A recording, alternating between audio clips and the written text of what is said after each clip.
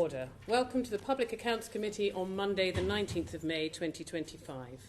Recruiting and retaining secondary and further education teachers has been a long-standing challenge for the government. Teacher shortages can lead to schools and colleges using non-specialist or supply teachers, having larger class sizes or limiting the variety of subjects offered, all of which impacts the quality of education that young people are receiving. In July 2024, the government pledged to recruit an additional 6,500 teachers by the end of this Parliament. However, the Department for Education has predicted that the secondary school population will peak in the coming years, with secondary school pupil-to-teacher ratios at their highest since 2010.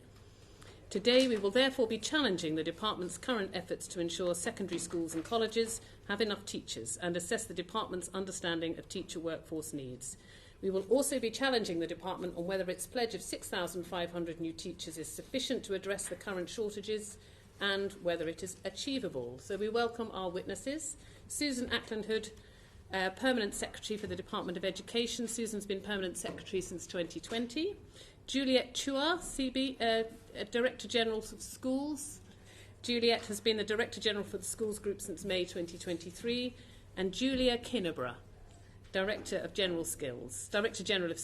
Julia was appointed the Director General for the Skills Group in December 2022 and previously held the position of Director General for the Strategy Group. Thank you all for coming in today, and we also extend a warm welcome to our guest member for this hearing, Helen Hayes, who is the Chair of the Education Select Committee. So before we start, we're going to ask a couple of questions at the top of the session, and I'm going to go to Anna Dixon first. Thank you, Chair, and thank you, witnesses. So obviously this committee concluded our inquiry into support for special educational needs children and young people. Thank you for the sort of Treasury minute that you've followed up with. Obviously, in it, we highlighted both a critical and immediate financial challenge facing many local authorities, and we recommended that central government urgently involve local authorities to develop a fair and appropriate solution for when the statutory override ends in March 2026. So we wondered if you could update us at the beginning of this committee hearing as to what steps have been taken to ensure local authorities are involved in informed and supported.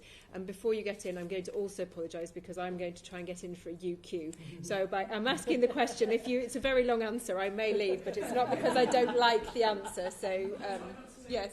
Thank you. Yes, and I wanted to thank the committee for their sustained interest in this topic, which is incredibly important.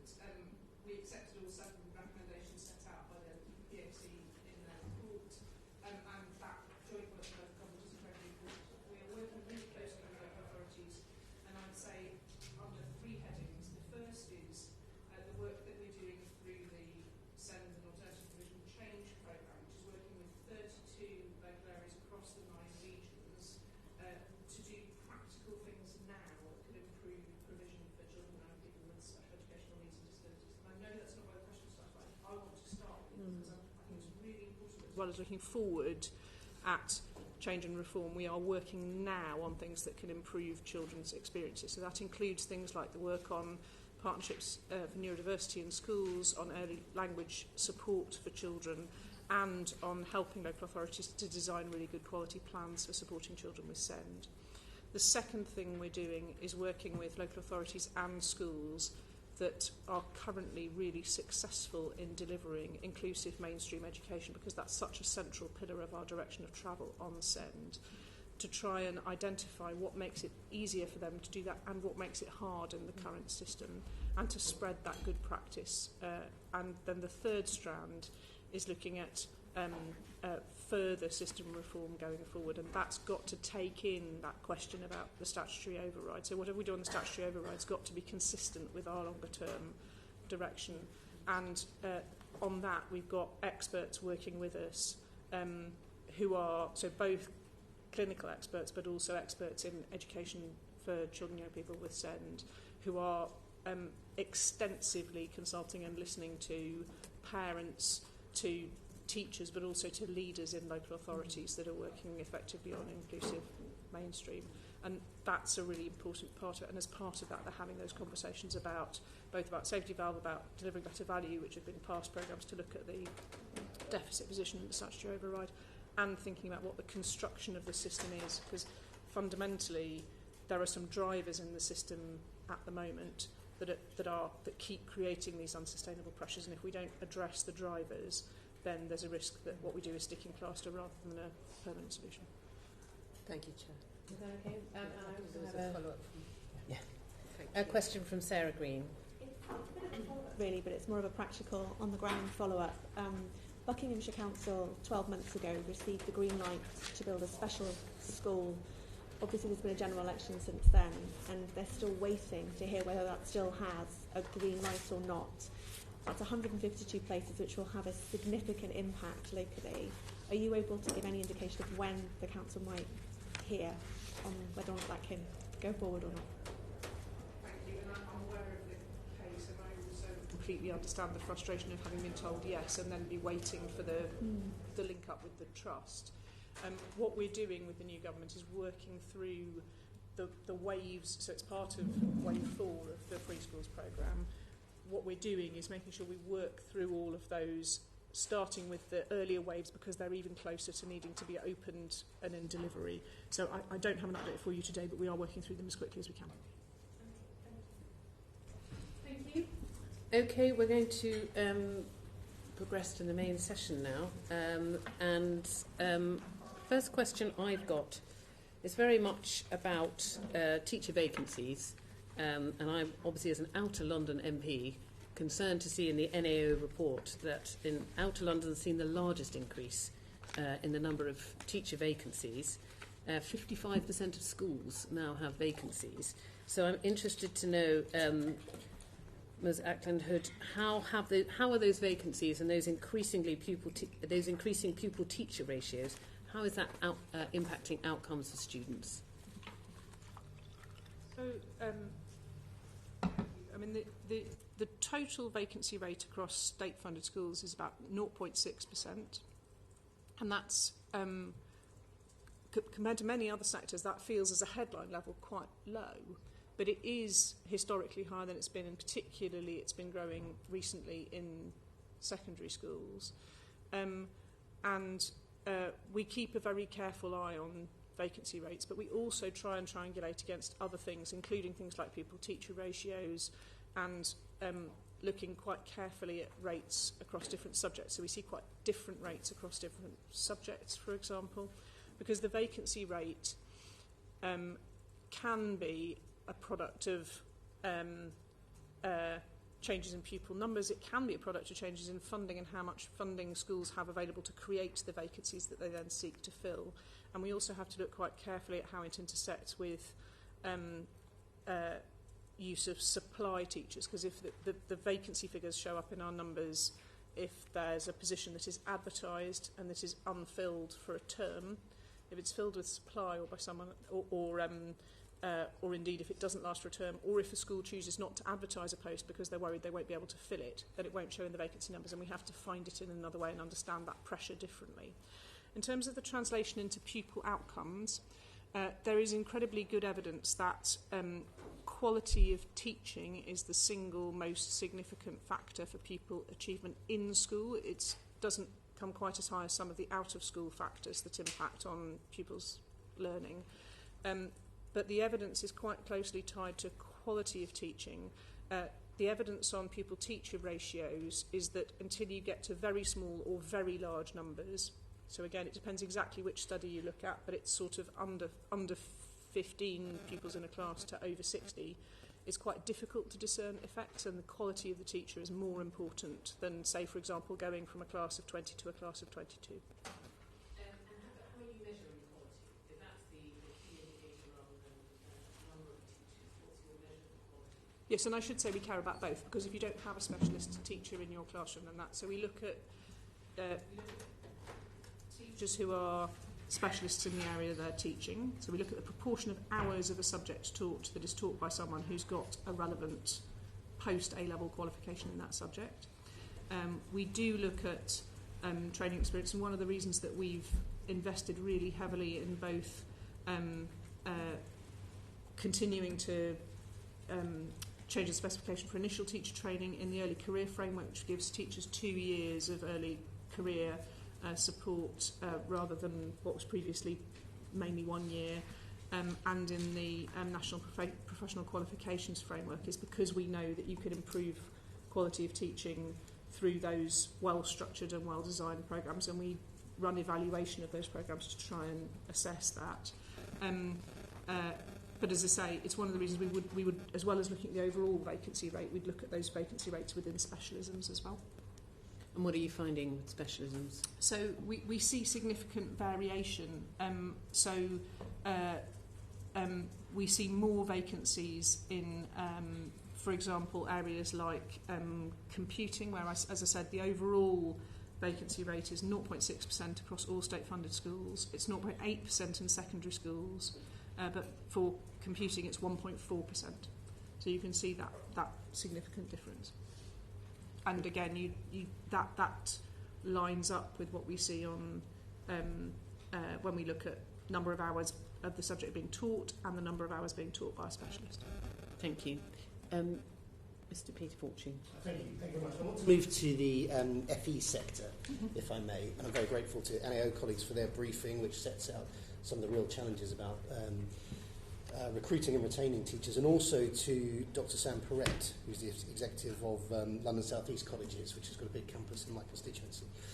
And it seems to be that there's some real challenges keeping teachers, especially specialist teachers, in the sector. What are your thoughts on why that is? So first of all, I would say that we are concerned about the position in FE, and the FE vacancy rate is significantly higher than the school vacancy rate, as is set out in the NAO's report. We see real challenges in. So again, there's a circularity here, which is that many of the things we most want to be able to teach in larger numbers in FE colleges are in professions and disciplines where we see shortages in the labour market. In those professions and disciplines where there are shortages in the labour market, people who are expert in those disciplines tend to be able to command very high salaries. Then it gets harder for FE colleges to recruit those people to teach the next generation. And we can see that really clearly. Again, we can identify more recruitment challenge and higher vacancy rates in some of those subject areas where we know we've got shortage in the general labour force in that area. So construction would be quite a good example. When we go out into colleges, principals are telling us at the moment that construction feels really tight, both that they know that there's demand out there and they want to be putting on more construction courses, but also that it's hard to recruit people with good quality real world experience of construction, because those people can earn quite a lot of money in construction. And one of the things we've done about that is made sure that where we are providing targeted retention incentive payments, which give up to £6,000 of additional pay each year, we've relatively recently extended those to cover those teaching in FE, and we've extended the list of subjects to cover professional and technical areas like construction, in order to enable colleges to give more incentives to attract more teachers. But whilst there is that disparity between industry and schools' pay, this is going to continue to be an issue in FE colleges. So I might bring Juliet in. Sorry, if it's helpful. So you're absolutely right. As Susan says, there's an issue. We are pushing a number of different areas to try to tackle the issue. So one of those is actually thinking about how do we bring more people from industry to teach in FE colleges. And so there's various projects going on at the moment. There's a project being led by the Gatsby Foundation, who are working with Edge Hill University, where they're setting up a training curriculum to bring people from industry to come and work in colleges, so that they can do that. They can be what's often called a dual professional. So they're working in colleges part-time and they're working in their industry part-time. I was actually in a college recently and met a teacher who is exactly doing that, who's a designer 3 days a week, or 2.5 days a week, and 2.5 days a week she teaches in the college. That gives great advantage to the college in terms of filling their teacher gap, but not only that, she's then able to upskill the other teachers on the latest techniques from her profession, and the students are gaining an awful lot from having someone who's actually within that sector. So we've got colleges at the moment, various colleges have tried this and to good success. So, for example, the City of Liverpool College, they've now got, they say 80% of their workforce are dual professionals, and they've worked really hard to create those links to their local employers to bring people in. So one of the areas that we're looking hard at is whether we can extend that and expand that, share the good practice, how can we support that. And indeed, in our latest construction package that was announced recently, one of the facets of that package is to fund and support an industry placement scheme like that for a dual professional scheme, like that for the construction industry particularly. So we're looking at it in construction, but we're also looking at it across other sectors as well. So it feels like these are bolt-ons and incentives that's already positive. But when you've got that difference of about £10,000 difference between a school teacher and an FE teacher, there's always going to be that question of value, isn't there? And does that, would you say that makes teachers in the industry feel undervalued? I mean, I think there is, as the NAO have pointed out in the report, there is this gap in terms of average teacher pay. That is an average, and colleges have discretion to set their pay as they see fit. So the way that we work with colleges in relation to pay is different to schools. That is for them to set. We don't have that. We don't have a pay review body nationally. And I know that college leaders do think very hard about how they should use their funding and where they need to put more funding, where they may need to attract people in. I think it's really clear that the government does really value those technical teachers, which is why we're focusing hard on this. It's also, as Susan was saying, the targeted retention initiative that we launched just in the last year, that was the first time we'd extended it into FE. So that's up to £30,000 in the first 5 years of your teaching career. We've just published the figures, which show that we had 6,000 people who received those payments in the FE sector. The largest chunk of which in subject terms went to construction, and then maths, and then engineering, manufacturing. So it is really working to be attracting people and encouraging people to stay. And we've also had some really good feedback. So Middlesbrough College have been saying to us, actually, it has made a difference. They had 74 teachers who received the £6,000 this year. They're saying it's made a difference in terms of their retention, that actually more of them are staying on than they would have done previously. So we're really pushing all of those different buttons. You see about 6,000? £6,000 tax-free per annum for the first 5 years. How many did you say taking it up? Oh, 6,000 as well, sorry. 6,000 Two as well. 6,000s. Any idea, this is a really good question, but any idea what sort of percentage that is of the workforce? So the total workforce in colleges is 54,000 at FTE. That's very good. Thank you, Jim. Thank you, Mr. Fortune. Ms Hayes wants to come in. Yeah, I just wanted to push a little bit further on that. So accepting that there is a different relationship that DfE has with colleges as compared with schools in relation to pay, and that colleges do have discretion. FE is the least well-funded part of the whole education system and has been for a very long time. So I think that response, that colleges have discretion and so on, just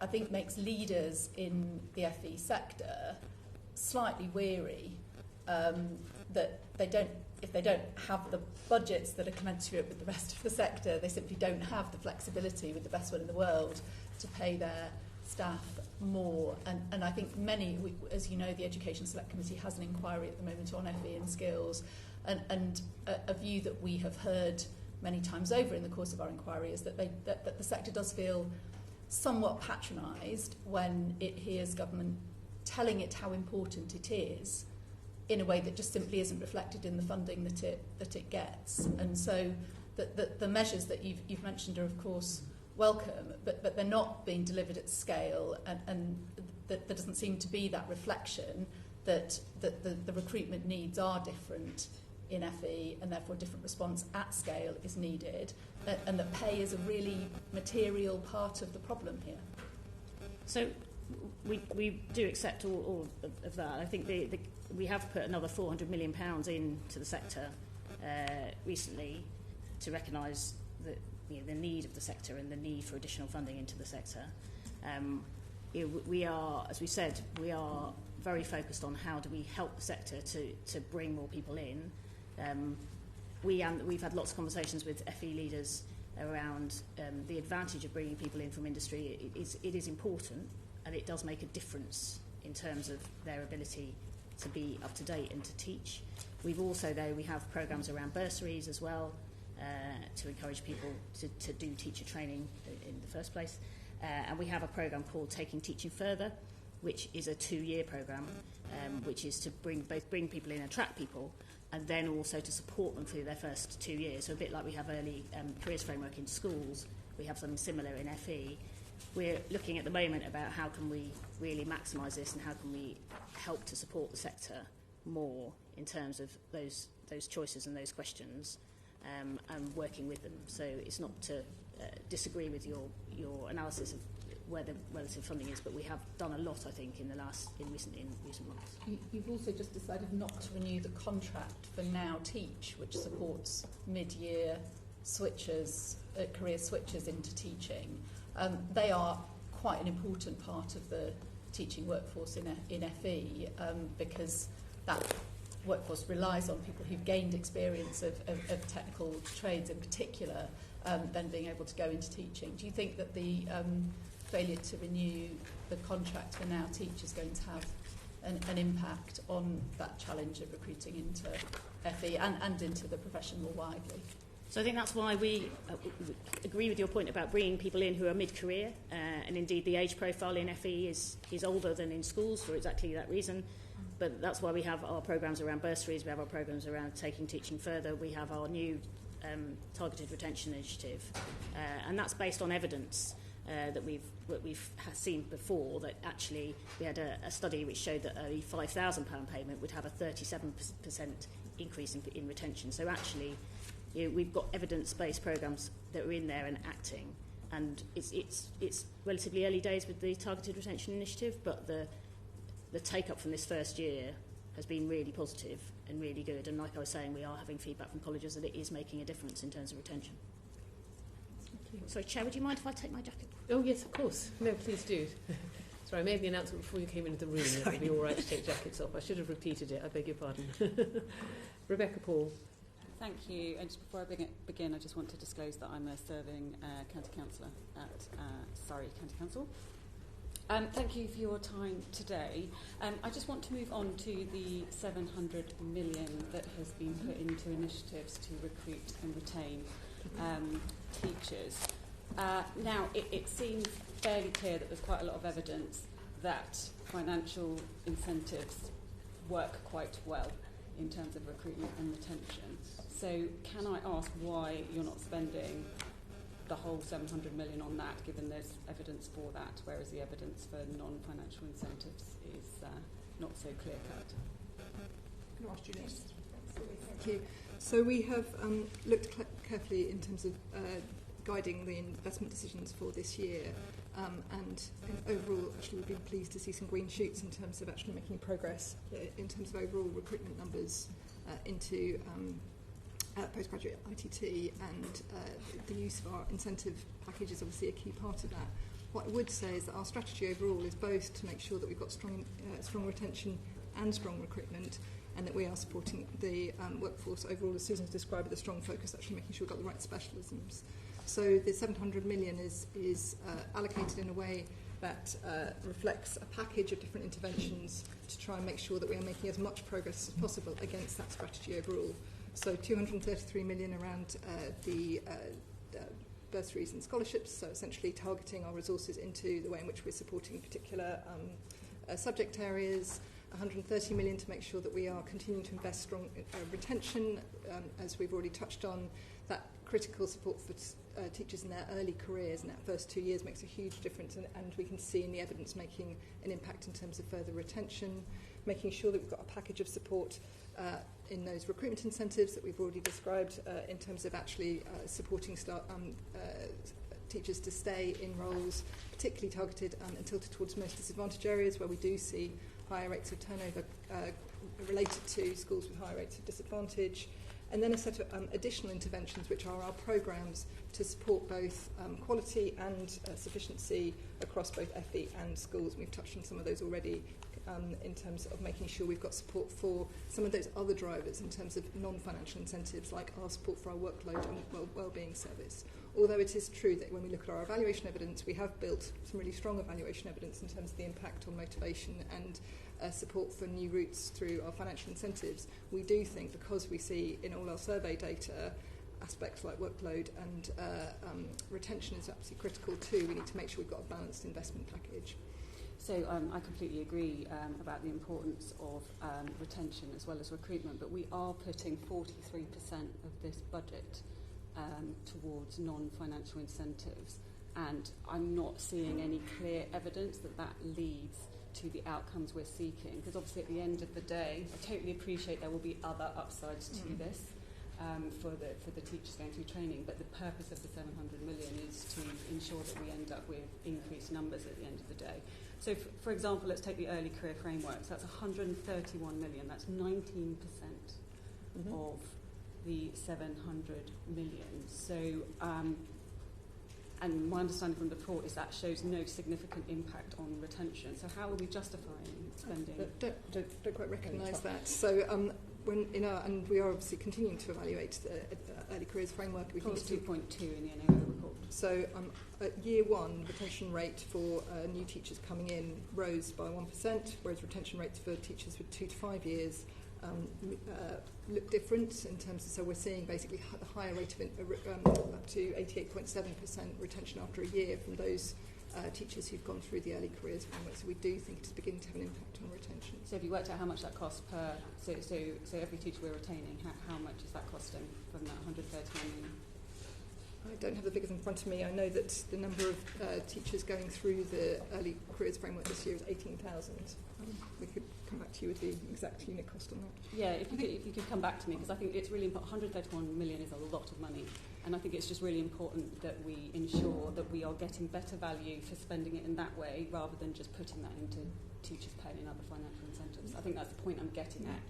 Is it giving us a better result than if we just put it into teachers' pay?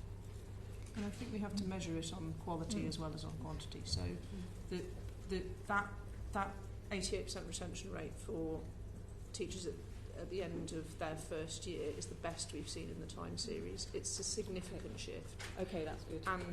And we also know that and ECF was designed because we see much higher dropout rates from teaching in the first few years. So if you can support teachers to stay through the first few years, they get increasingly likely to stay. So the longer you've been in teaching, the more likely you are to stay.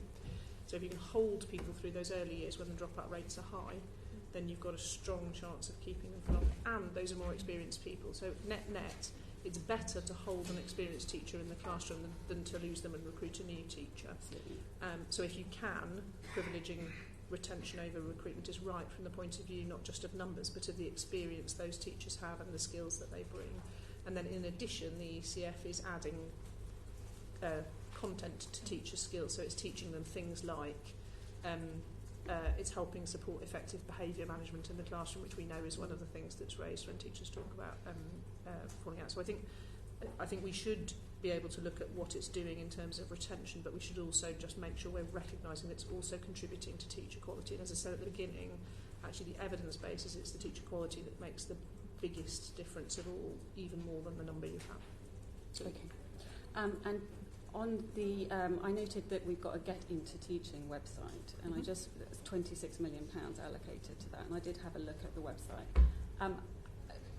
It seems an awful lot of money for a website. So are you, and I don't expect you necessarily to have this information right now, but I think I would find it helpful if the chair agrees to have a breakdown of how on earth the website's costing 26 million and how many full-time equivalent people are working on that, just so that we can better understand, because again that's quite a chunky percentage.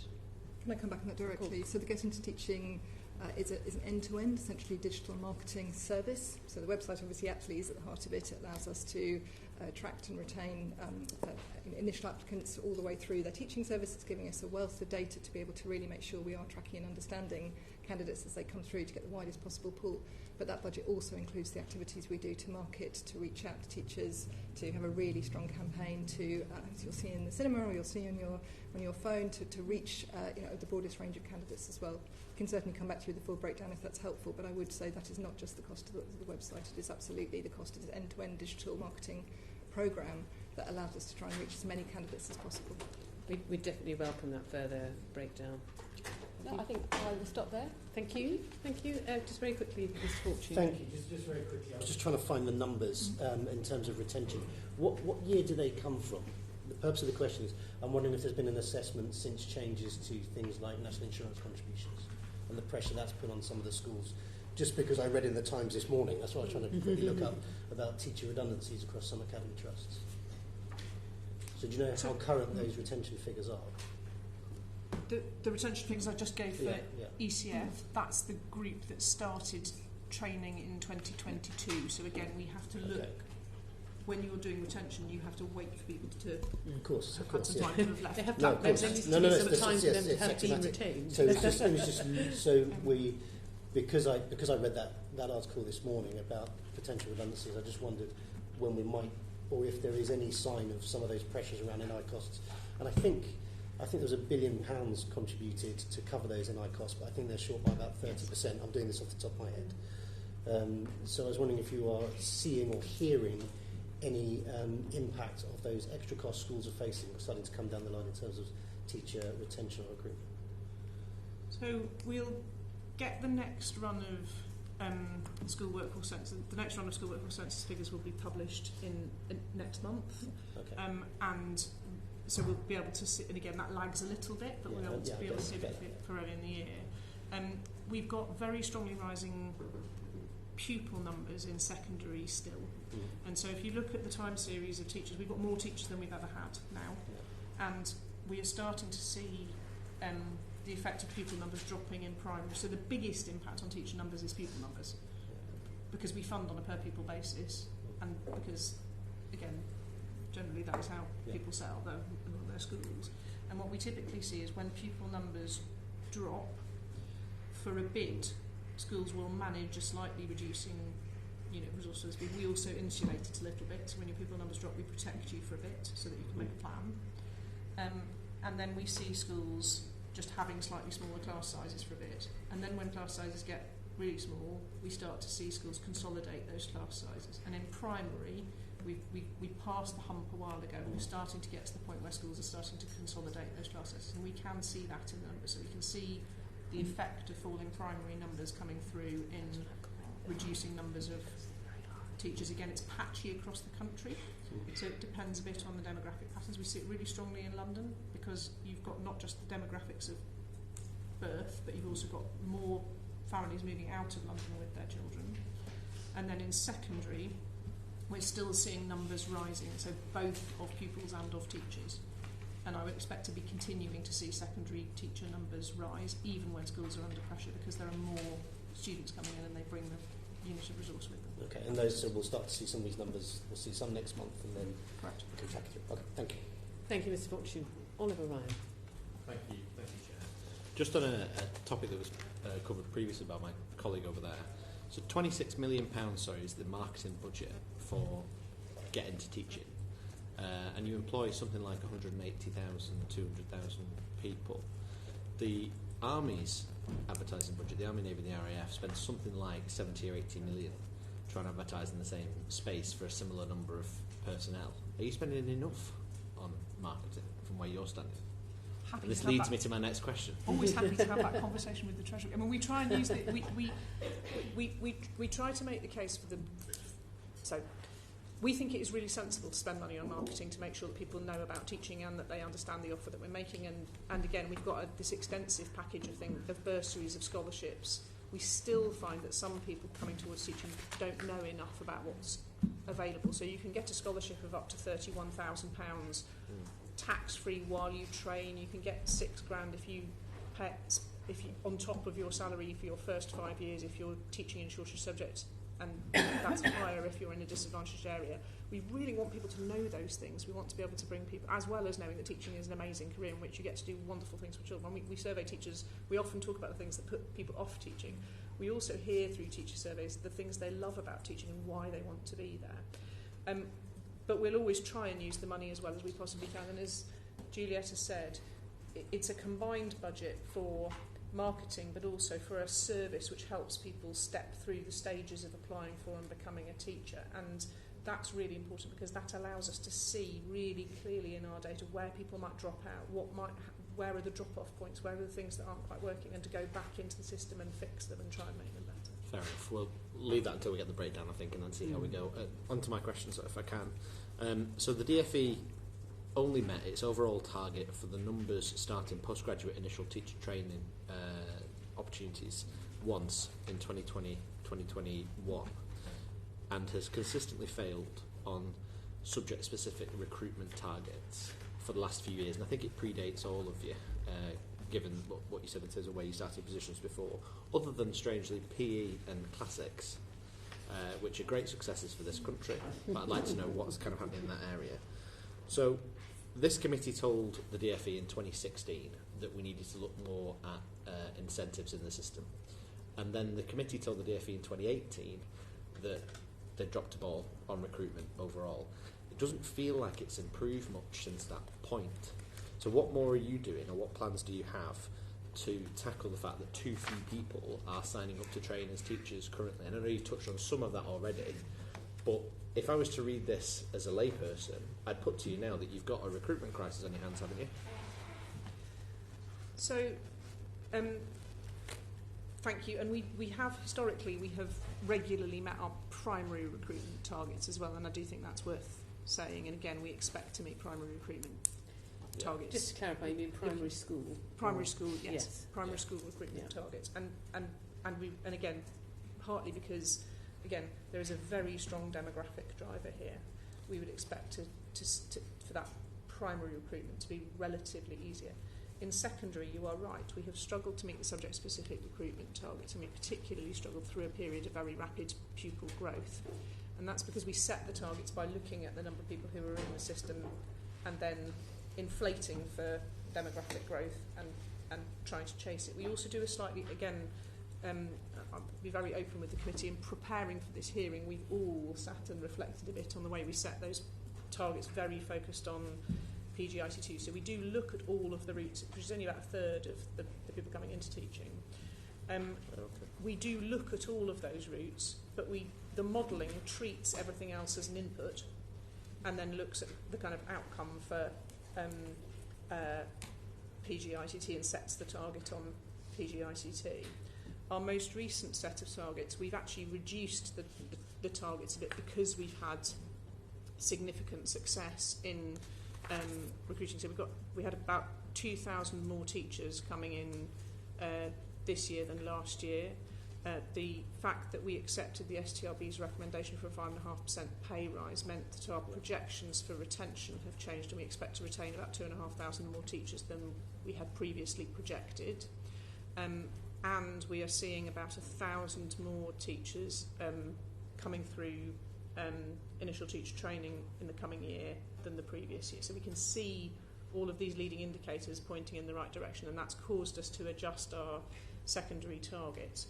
But we're in a position where, even where year on year we have recruited more secondary teachers, we've struggled to keep up with that big demographic shift. So it's not that we're recruiting fewer, we're recruiting more. It's just not enough more to meet the increase in demography, and we have to keep going on the incentives, particularly for the subjects where we've got the most significant gaps. Indeed. And if I could just, sorry, Juliet, because I know you probably want to come in on that as well, is that on the targets, and you say you've reduced the targets by something like 4,000, 4,500 next year as compared to this year, is that because, as you've just explained, that you're expecting retention to increase because of the pay rise? It's not necessarily because you haven't met the targets and you want to bring the numbers down? No, we wouldn't. We absolutely wouldn't do that. If we don't meet the targets in an earlier year, we add to the targets for the following year, and that's one of the reasons why the targets are challenging.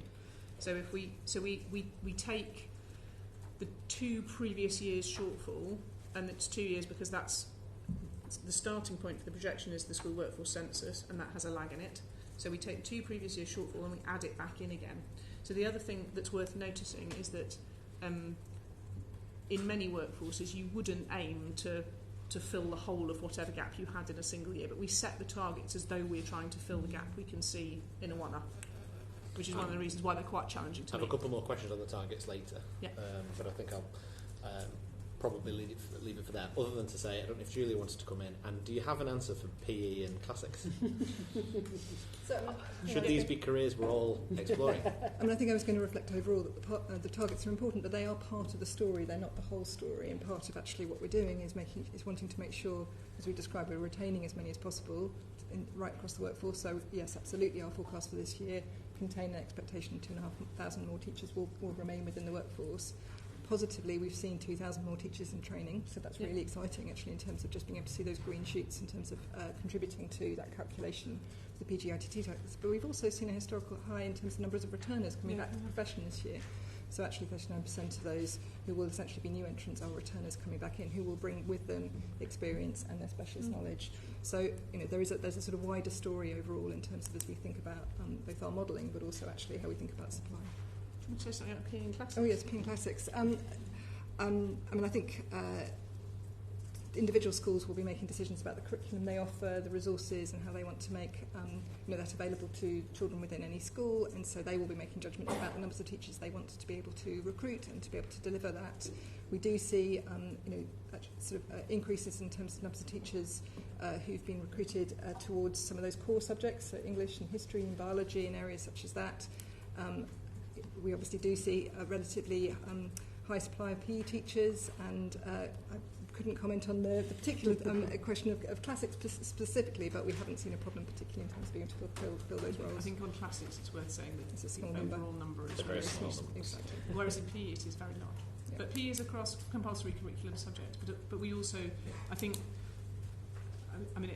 there is an effect in PE which is a bit like the dual professional route we were describing in FE. There are quite a lot of people who want to spend time doing sport and find teaching PE is a compatible way of doing that and giving them a kind of so we historically we have not struggled to recruit PE teachers. That's excellent. PE is very Thank you. Thank you.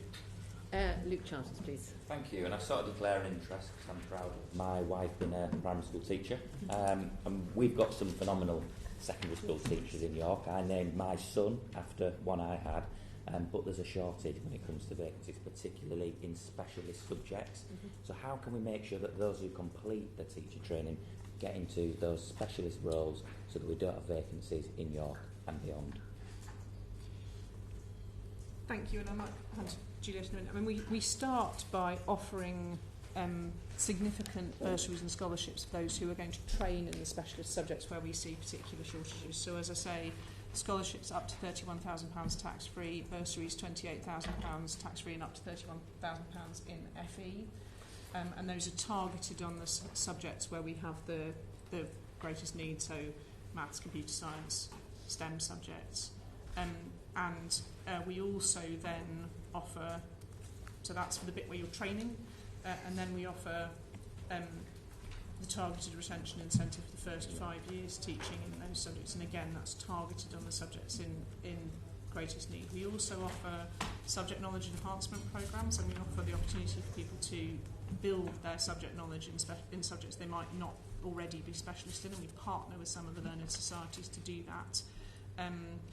We also have run a successful, what started as a pilot and then grown programme for engineers to teach physics. Yeah. So one of the challenges in recruiting physics teachers is that when you look at the overall numbers, including the overall numbers of physics graduates, the total proportion of physics graduates we would have to recruit in order to fill the whole of our gap is quite high.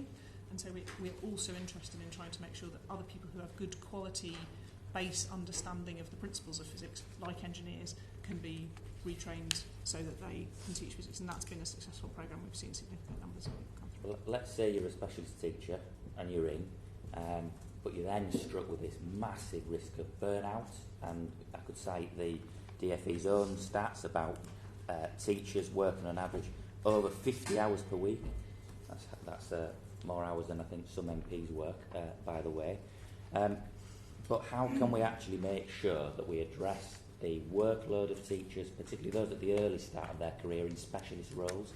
Because I've heard from a teacher in a secondary school in my constituency that feels they've got more work precisely because there's a shortage of specialist teachers.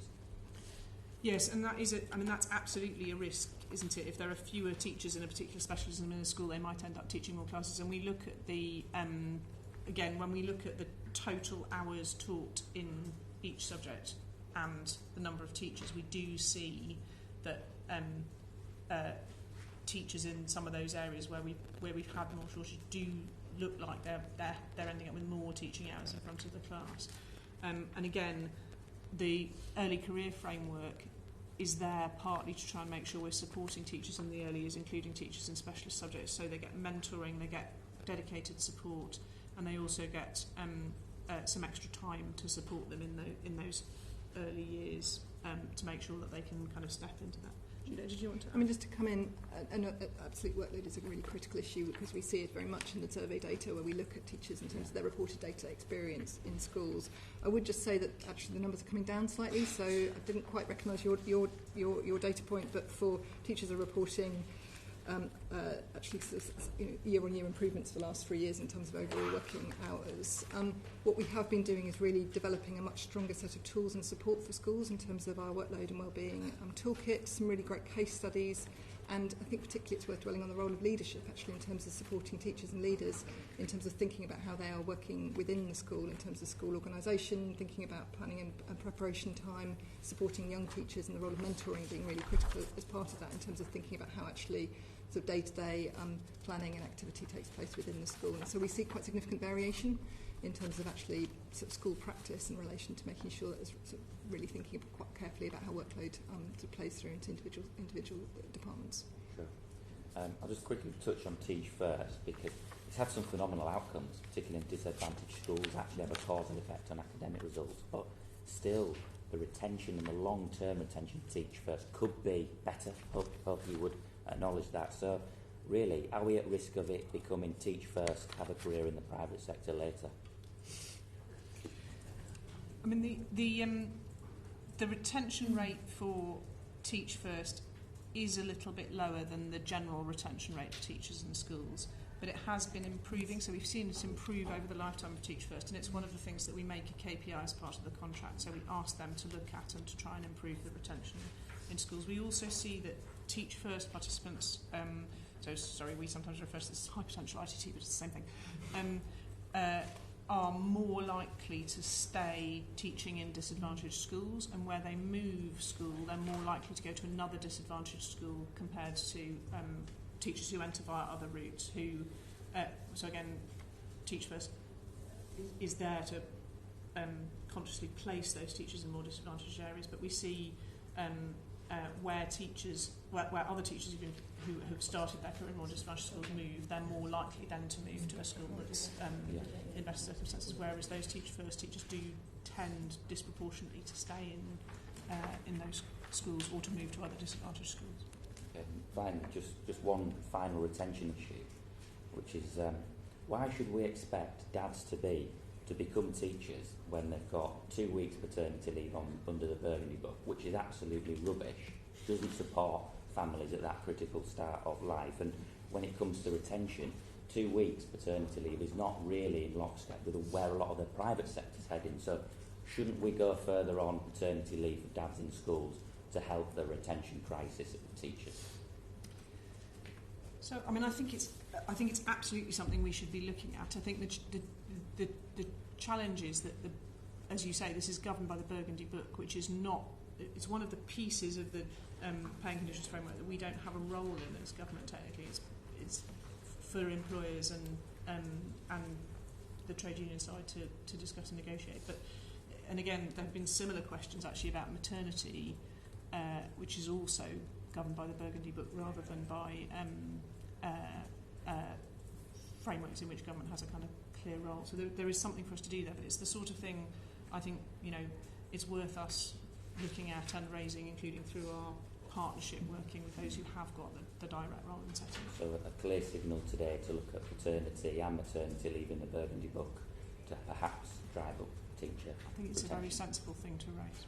And when we look at Juliet's figures on returners, we are seeing record numbers of returners. When we look at our returners, a large number of our returners have only been out of teaching for a year, and I think some of those are teachers who have made their own choice to try and effectively extend their maternity or paternity period. Thank you. Rachel Gilmore, quick follow-up. Just quickly following up from what Luke said, I've had constituents come and visit me who have bursaries, but it doesn't cover childcare, so they're actually out of pocket. So perhaps you could look at that. But my main question is, building on what my colleagues have been saying about state schools and further education, how will you be encouraging those completing teacher training to specifically head towards rural schools and colleges, and I have Stagursey, which will be somewhere, of course, you know, within my constituency. It's often very difficult to recruit new teachers and staff for the secondary schools in my constituency, so what can be done to encourage a more regional balancing of that, please? Thank you. I mean, we don't have programmes at the moment. I mean, we certainly don't direct where teachers end up, and we do look at the regional balance of where teachers are training, but we also see quite a lot of teachers moving between where they train and where they end up teaching. I think looking at some of the kind of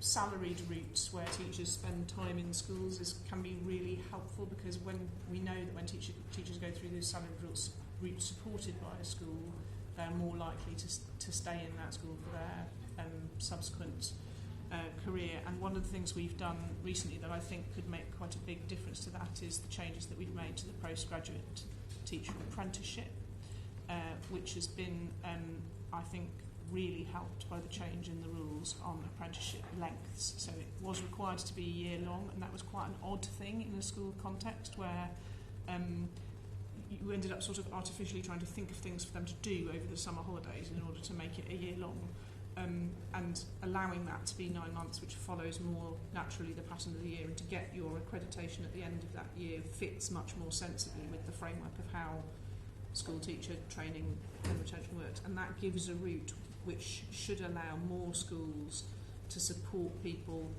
who are local and embedded in the community to become part of their teaching workforce, which I think is, again, trying to make people move around the country may have some part, but I think growing people in places who are deeply connected to those places is also very powerful. That's what Chris Ritty says about doctors and dentists, by the way.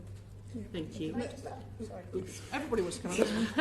Choose, Chair. Just very quickly, because we do need I was to going to say move on FE as well. I mean, we've talked about how to bring people from industry, and actually lots of colleges do work very well with their local community, and that's really important in more rural areas, to have those connections and to allow people to teach in the colleges, not full-time perhaps, but part-time, and that really does work, particularly in some of those areas. And if I might, Chair, I think earlier I said that there were 54,000 full-time equivalent teachers. It's 54,000 in total, not full-time equivalent. So sorry, I added full-time equivalent in my excitement. I'm going to move on, if that's okay. Sarah Green. Thank you, Chair. Staying with the recruitment and retention theme, I'm just going to quote from the NAO report, which is paragraph 1.11. Which states that 38% of those who had worked within the education sector at some point between the ages of 17 and 29 were still doing so at the age of 30, compared with 44% in health, 48% in the public sector and 49% in the private sector. And so my question is, what work has the department done to understand why fewer people stay within the education sector compared to other sectors? So we look quite hard at reasons why people leave. We also look quite hard at reasons why people come back. So we are seeing record return in numbers at the moment. And we've also done recently quite a significant piece of work looking at cross-fertilisation between parts of the education sector and extending that out into children's social care as well. And we know that of those who leave teaching in a school, for example, by far the most frequent route is to go into another part of the education system. So it may be lower than others, but it's still the most common place for a teacher to go when they leave teaching. And so trying to think a bit more about the whole of our ecosystem and how people might move around it and how you might make it easier for people to build careers across the system is part of our thinking on that. And I think actually we still don't do that as well as health, where there is a stronger sense of how you might create career pathways across different disciplines or professions as part of that. And I think that's coming in the education system, but we still expect people to figure that out for themselves a bit. And I think we could do more to show and illustrate some of the possible pathways that allow people to move around different parts of the sector. And if I can draw both Juliet and Julia in to understand what the department's learned from other sectors in terms of what works for recruitment but also for retention as well. Yeah. So we're very interested to look at what other, both within government and more widely, other sectors have been doing to both attract the widest possible pool of high quality teachers as possible, but also to look at some of the kind of best practice in terms of actually just recruitment and retention activities. So we've talked to Health about their 10-year workforce plan and some of the learnings from that. We talked a little bit about the postgraduate teaching apprentice as an example, actually, of how do you use apprenticeships really actively to create stronger career paths, where you see some really lovely case studies of really, really experienced teaching assistants being able to then move into teaching, and actually being able to, a very nice case study recently, we got some outstanding ITT award off the back of being able to bring that in, and we saw some of that learning comes through from Health. Looking at some of the lessons from MOJ about actually in their digital service, sort of what I described as sort of where you've got a candidate who maybe nearly was successful, going back and finding out actually why and what might they need, what extra support, which would enable them to be able to make the transition into a training placement. When we look more widely, and we talked earlier about the Get Into Teaching campaign, I mean, absolutely thinking about what does really innovative practice look like in terms of marketing, reaching some of the absolutely critical groups that we want to reach. We are an international outlier in having a young workforce for teaching, and that's both a brilliant asset and a strength, but also it does mean we need to be imaginative and innovative in terms of actually both our on-campus activities, and so we look closely at what other employers are doing and how they're thinking about that. And I mean, all of that applies across FE as well. I mean, I think the thing I would add for FE is that we also look in a sectoral approach. So and actually we look at what colleges have done to try to learn from those. So colleges will often have recruitment which is focused into particular sectors. So if they're looking for teachers in construction or they're looking for teachers in design, they will focus into those communities for their recruitment. And that's really important actually, because when we're looking for people who are going to be career changers or potential dual professionals, you need to approach them in the sphere in which they operate and where they look and what they look at online, rather than necessarily expecting them to happen upon an advert for an FE teacher. But that said, we do have an equivalent to for the recruitment campaign in FE, which is called Teaching FE. It's a more simple title, but basically that's a very similar system to get into teaching. It's been really successful. So we know we've had over 6,000 applicants come through that route, which is really, really good.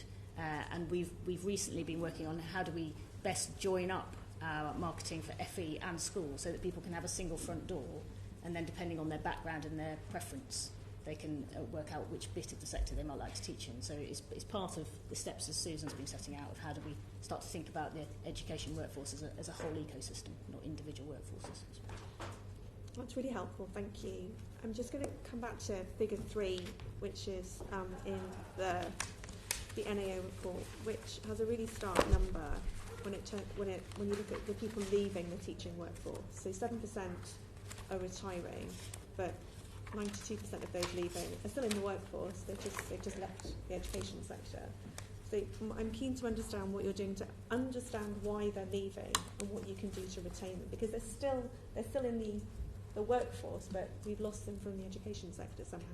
Yeah. So we touched on this earlier, but we've increased our understanding of teachers' experience through our Working Lives of Teachers and Leaders survey, which is an annual longitudinal survey which is building a picture in a lot of detail of the day-to-day experience of teachers, what makes them want to stay, what makes them want to leave, and using that information to inform essentially how do we make sure we have a more targeted effort on retention and reduce, as you described, too many teachers leaving the profession, and actually because we know quality also comes through continued experience in the classroom and building up impact through that. So and we see quite a varied rate of retention across the country. It's worth drawing out actually across schools and across different locations, quite a variation in terms of retention, and there is some quite interesting research which talks about specifically the relationship between leadership, job satisfaction and retention, and so using some of that as well in terms of just that recognition that actually strong leadership for all of us in our day-to-day jobs makes a difference in terms of actually the kind of likelihood of a teacher remaining within their post as well. So we use multiple different data sources to build that picture in terms of what the drivers for retention are, and then what our responses should be in terms of actually supporting schools and colleges with a toolkit of different activities, both in terms of tackling workload, thinking really thoughtfully about things like flexible working and the difference that can make. I mean, that definitely has come through as a bigger theme since the pandemic, as the wider labour market has essentially been able to offer greater flexibility. What we see is the sector increasingly thinking innovatively about how to try and respond to that in a way that does recognise, of course, that teaching is an activity that happens in classrooms with children, but that actually there are ways that schools and colleges can think about how they're organising the day-to-day experience within schools that actually kind of build out our evidence base about flexible working as part of that offer and support for retention. Talk to us a little bit more about that flexibility. Like, are there parts of the country where that's working really well, where you can copy and paste? Yeah. So because we've already had a question about paternity leave. So we're building our evidence base on this, and we're going to be really interested in the Education Endowment Foundation in doing some specific research looking at certain initiatives such as 9-day fortnights as sort of particular offers in terms of flexibility. What we see in the sector overall is about 15% of teachers work part-time. Actually, close to 50% of teachers need to have some sort of ad hoc arrangement with more flexibility. But it's definitely an area where there is more of an ask to test whether or not there's greater scope to be able to make sure we've got flexible working arrangements that both support obviously sort of day-to-day lives of people in their day-to-day employment, but also that work within schools to be able to make sure that schools are able to deliver high-quality outcomes for children as well. So it's an area where the evidence base is growing. We're going to be really interested to see the outcome of the EF work that's running at the moment, and they're working with providers such as Ambition Institute looking at that. I mean, specific case studies, the very sort of often quoted one is the work that Dixons are doing in Bradford, where they've been looking really closely at how to think innovatively about their workforce design to support greater flexibility as part of actually their offer to teachers, and actually to translate that into being really, being a competitive employer to be able to attract teachers on the basis of having a really great package that includes flexibility. I just wanted to ask about workload, if I may, as well.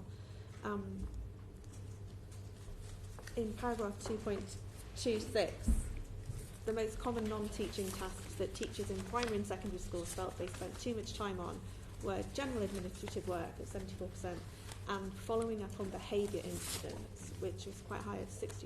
And I'm keen to know what work the department's done to understand those drivers and address them, in particular the behaviour one.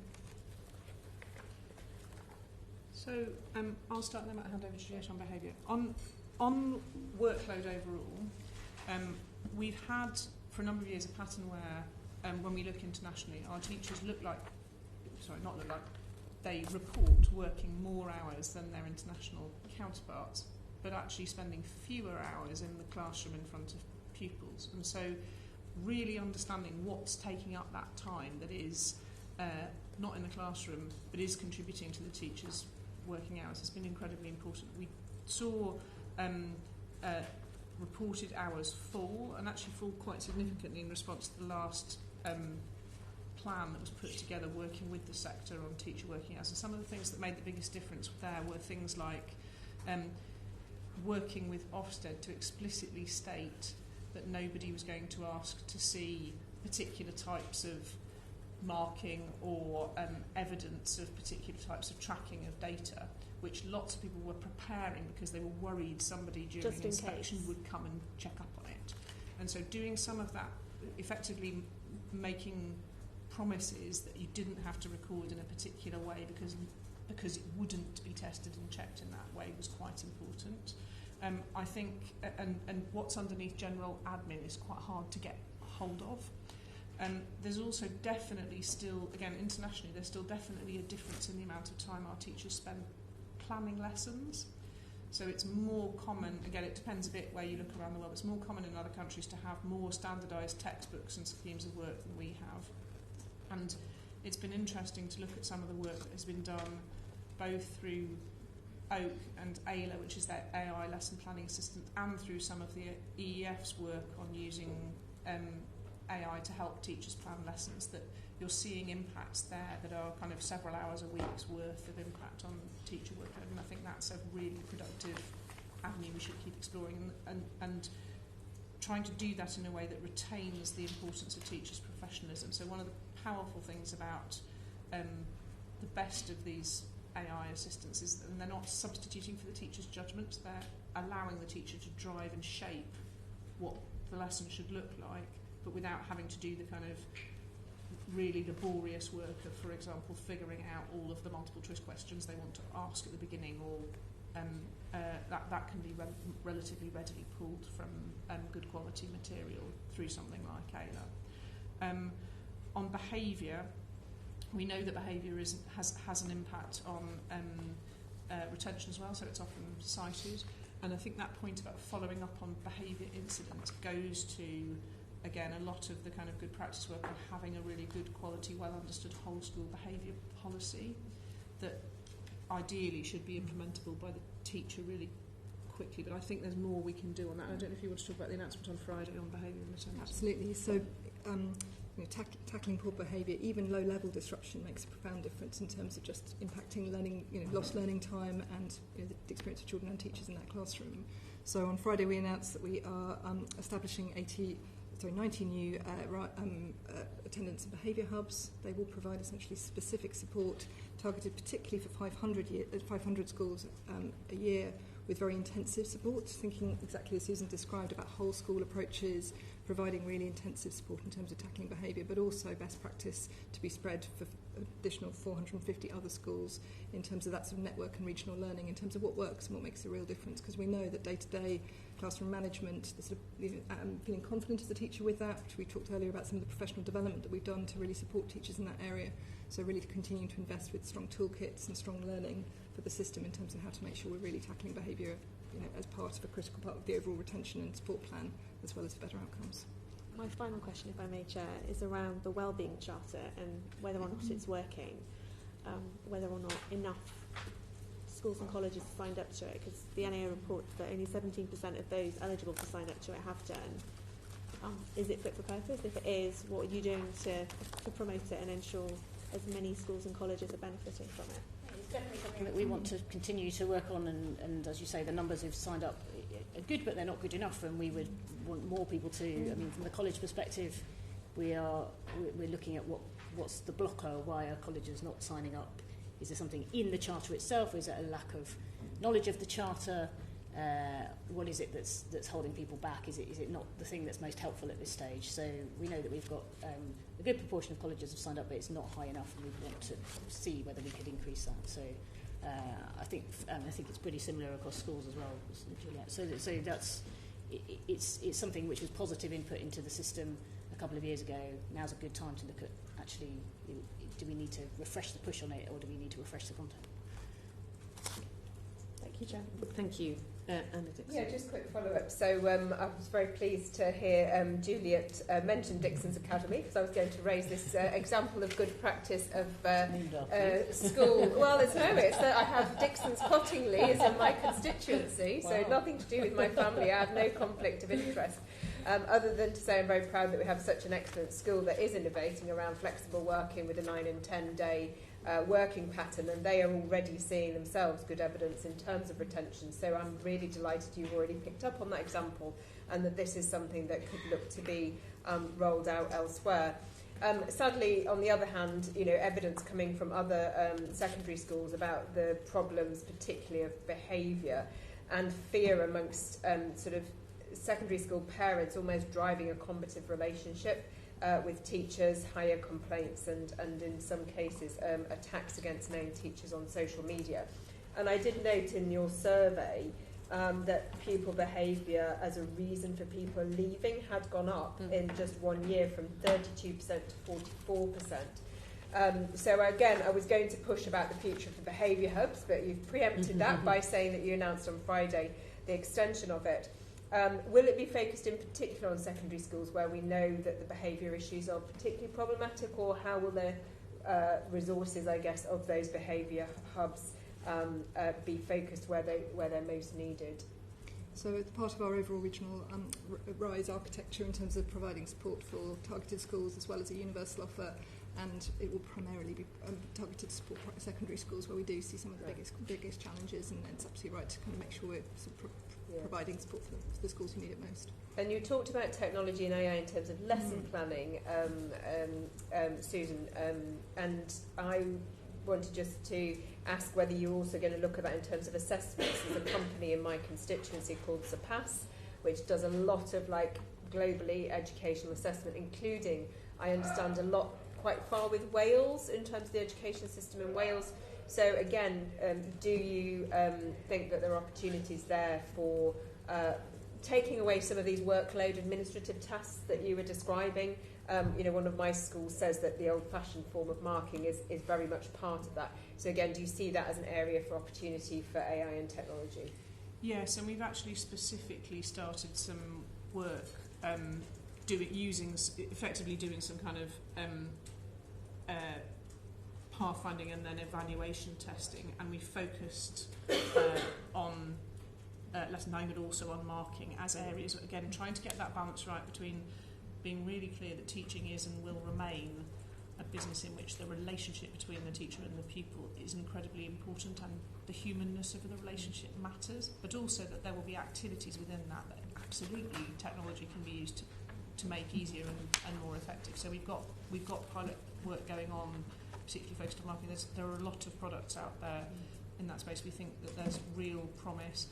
We think it's incredibly important as we go through that we keep working really hard. Kind of all of those principles that we've embedded through the EEF to try and make sure that practice in our schools is as evidence-based as possible will remain really important when we're using technology as well. Yeah, thank you. Thank you. Helen Hayes. Thank you. So the NAO report highlights that schools with higher proportions of disadvantaged students have a significant deficit in the level of qualification of teachers and teachers in some subjects. So, and they have more teachers leaving. So, as an example, the report quotes higher proportions of unqualified teachers and around a third of schools not being able to offer A-levels in computer science, a shortage of physics teachers. This is a problem that goes beyond just what is available to children in schools, because if those subjects are not available, effectively the poorest students are being locked out of careers in tech, careers where they can really thrive and achieve a level of social mobility. So I want to ask what you're doing within the department to tackle that particular disadvantage faced by schools with higher proportions of disadvantaged students, to enable them to recruit and retain the teachers that they need at the level of quality and qualification that they need. So you're right, and I'll start on this and then turn to Juliet. So we do see higher turnover rates. We also see schools that have higher proportions of disadvantaged pupils tend to have more teachers who have been in teaching for 5 years or fewer, so less experienced teachers, and we also see that they've got higher proportions of subject hours being taught by non-specialists. So everything you've raised is correct. We do within that see quite a lot of variation. So it is important to say that it's not it's a strong pattern, but there are schools that buck this trend. We see real variation in retention rates in particular between schools that otherwise have very similar circumstances, and it's important to hold that as well as the general pattern as we look at this, because it's relevant to us thinking about what are the things we know that work to help us retain teachers. Across the board, we've got a number of things we do to try and make sure that we're pushing against that trend. So we've talked about it quite a bit already, but the targeted retention incentive, which is the £6,000 a year, and that's £6,000 after tax for early career teachers in key STEM subjects. That's payable for the first 5 years in teaching, and in schools it's only available if you're teaching in a disadvantaged school, and you get a higher rate if there are higher proportions of disadvantaged pupils in the school. So it's deliberately designed to try to both attract and retain teachers who are teaching in those schools. In FE, we actually pay it across all FE colleges, although again the rate varies according to level of disadvantage. Basically because there are high proportions of disadvantaged students in every FE college. We've also, I talked a bit about Teach First, so the high potential ITT programme. That's specifically designed to support recruitment of teachers and future leaders into disadvantaged areas. It's about 1,400 trainees per cohort, and as I say, we do see those recruits disproportionately staying in those disadvantaged areas or moving to other disadvantaged areas. and we also see some of the things I described earlier around the postgraduate teaching apprenticeship as an opportunity to try and support schools to recruit more people in places. So sometimes we're also seeing place effects around trying to attract teachers to more disadvantaged and challenging places. And where we see schools buck those trends, it's often because they are finding ways to grow their own and support people who are already located and embedded in the place. And the majority of those measures that you described in terms of interventions are interventions that apply either at the point at which someone is training or in the first few years after they've started. One of the things that's highlighted in the NAO report is that on sheer years of teaching experience, schools with high levels of disadvantaged pupils have fewer levels of fewer years of experience of teaching amongst their workforce. Where is the strategic approach from the department to building that long-term expertise that we know is absolutely critical for driving excellence in schools that need it the most? So I think it comes down to what we know about teacher retention overall, which is that the highest rates of leavers are in the first few years of teaching. So if you can hold people through those early years, they're disproportionately likely to stay longer. So I know it sounds a bit counterintuitive to invest in the early years of teaching in order to keep people longer, but it isn't. That is built on the evidence. And where we've looked at things that, so we piloted, I think actually possibly in response to a recommendation from this committee, we piloted a version of our maths incentives which spread the payments out over longer to try to stretch further into teaching careers. And the evaluation on that suggested that, essentially because of the time value of money, it didn't have the same impact on either recruiting or retaining those teachers as when it was more closely trusted. So it is a thing we continue to look at, but there's an evidenced reason why you concentrate on the part where you're holding people in teaching through early career, because once they've stayed, they're disproportionately likely to. There is a difference between staying in teaching as a profession and staying teaching in a particular school. I agree. And so that's I suppose that's the challenge that I'm asking about, is how do we build that capacity and expertise and excellence in schools where the students need that input, more than most. Yes, and again, if you moved during those years to a school that didn't attract it, you'd lose it. So it is holding people in for that period. But I think you're right that we should continue to look at that, particularly as we roll through that kind of TRI period.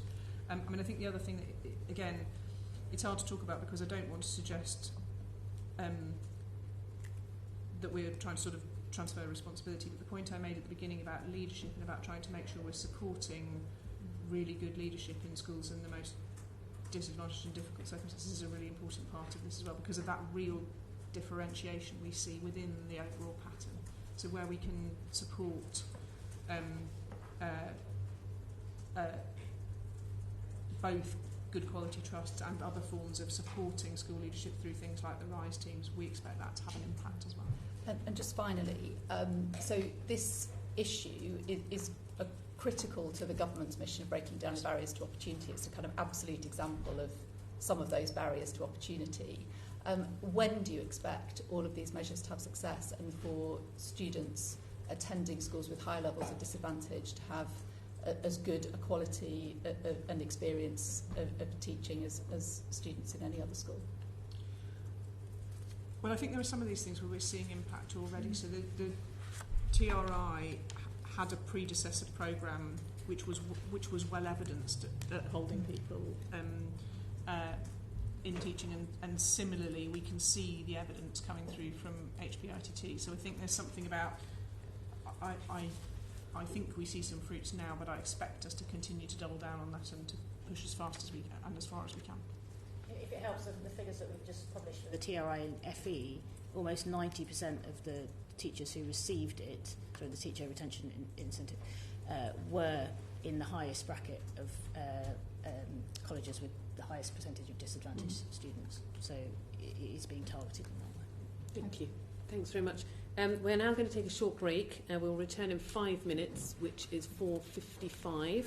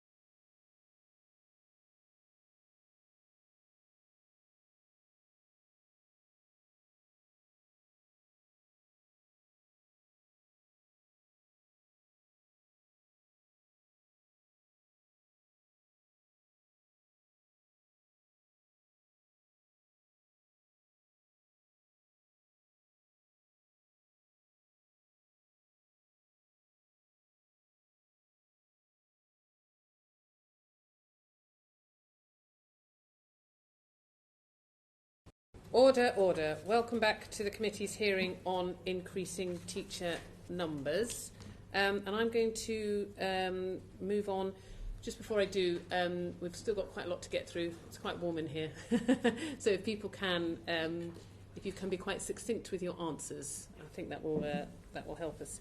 Ms. Acland-Hood, what are you doing to understand better the kind of the competition between schools and colleges in terms of recruiting teachers?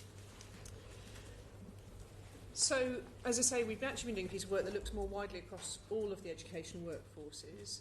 And we also see, as I say, and as Juliet has said, in FE, some of the kind of key competition is actually with external work in the relevant sector for the specialism that they're looking at.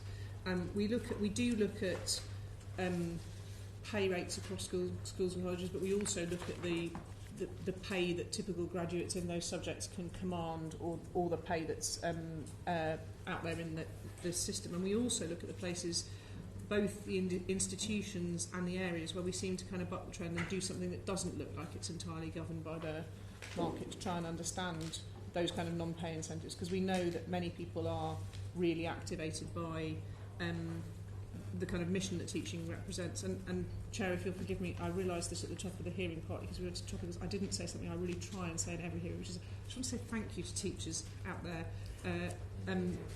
They do the most amazing job. We would be in real difficulty without them, and I just think that's important to read into them. Thank you for saying that. I'm sure it's something that all committee members would wholeheartedly endorse. Coming back to the question, what are you doing to develop a cross-sector teacher recruitment and retention strategy to make sure it's all lined up? Yes, and I might come to Julia to add to this. So we've done both the kind of analytical work to try and make sure we understand those patterns that I've just described. We're doing some work on how we bring together, and again, I think Julia spoke about this earlier, how we're bringing together our work on attraction and then on the processes that we use to support people through application. And at the moment, some of that is very school specific, but we're trying to put together a more effective joint front door that will allow people to be referred into the bit of the profession which most suits their attitudes and aspirations. Again, trying to get the right balance between mushing it all together when we know actually there are some important differences between the sectors, and recognising, as Julia said, that for many FE professionals the key thing is going to be out there advertising in their industry publications. That's the kind of Venn diagram we're trying to manage. So doing the things once and well where there's commonality, and recognising the differences where we know those are going to drive differences in behaviour. So we have we do now, as we've said earlier, we signpost people who come through our systems into both schools and colleges, so single front door. We've also actually trialled some what we call job show events, which are across the sector, so not just schools and colleges, but also into early years, to really be able to have conversations across the piece and to show potential staff members, teachers, where the different opportunities are. So it's definitely an area that we want to keep working on and keep doing more to link up. I think in the past it would be fair to say we were in two separate strands between colleges and schools, but we've done quite a lot of work recently to try to bring those together, and there's more to do to keep doing that. Whilst, as Susan says, recognising there are differences, and it's absolutely right that in the FE sphere we're thinking about how do we target into specific industry areas in a way that wouldn't work as well potentially for schools. So we're trying to be quite discerning about where do we join and where do we separate. Thank you. Just sort of moving on to thinking about further education and how your approach contrasts the two. There's obviously, would you agree that there's less of a focus on recruiting in further education, but particularly given that there really needs to be this focus on skills, the government's priority of growth? Do you think that there is less of a focus on further education than there should be, given the need to grow the skills base? I think we have a really strong focus on recruitment into further education. We're really, really clear that we have higher vacancy rates in further education. That's brought out in the report than we do in schools. That's not to say the vacancy rates in schools aren't important as well, but we have higher rates in further education. We know that. We're working really hard. I've given you a sense today of some of the new initiatives that we've brought on, which we've brought on stream in the last year, really. You know, so we are pushing new things all the time. So be it the industry professionals work, be it the targeted retention initiative, we continue to use bursaries. We are working with the Gatsby Foundation to see whether we can actually take a pilot into something that's wider in terms of the industry professionals. So we're absolutely very focused on this. Is a really important part of our teacher recruitment, really our sphere of influence that we have, and we have to do as much as we possibly can in FE. Can you say a little bit more about retention, though, in further education? We know the data isn't as mature as it is for secondary schools, and paragraph 1.13 of the report says that only 43% remain in further education teaching 5 years after they've joined. What insights do you have as to why they're leaving further education teaching in particular? So, I mean, and that is exactly why we've moved to this targeted retention initiative. So, with people leaving, often it will be it's similar in terms of the data that we hold around, that we hear from schools. So sometimes it will be around workload. Other times it will be actually around they have professional skills which are needed in the workplace, and where they can actually command a higher salary if they're in the private sector than if they're working in colleges.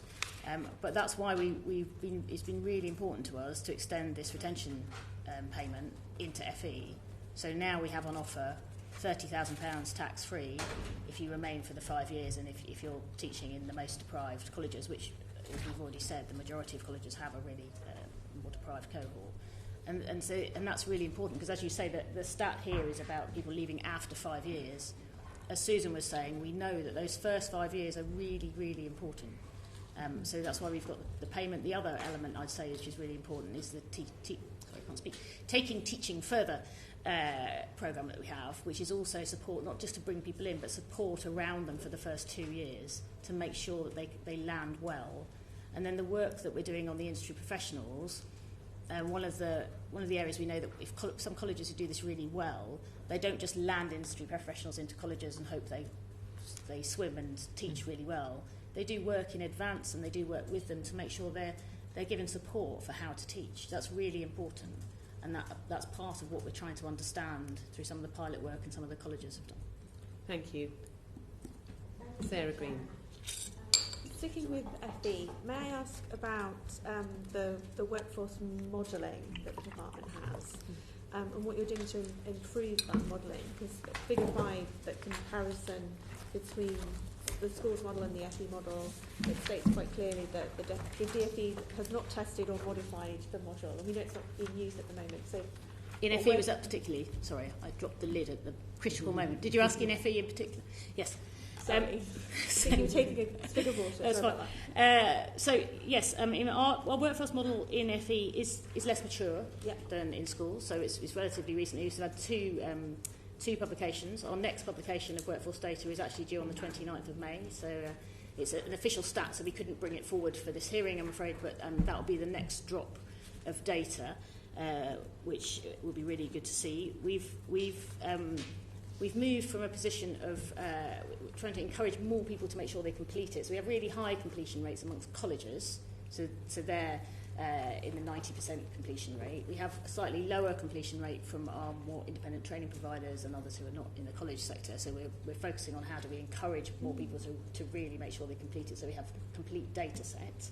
We're at 80% completion overall. So still, it's really, that's definitely usable data.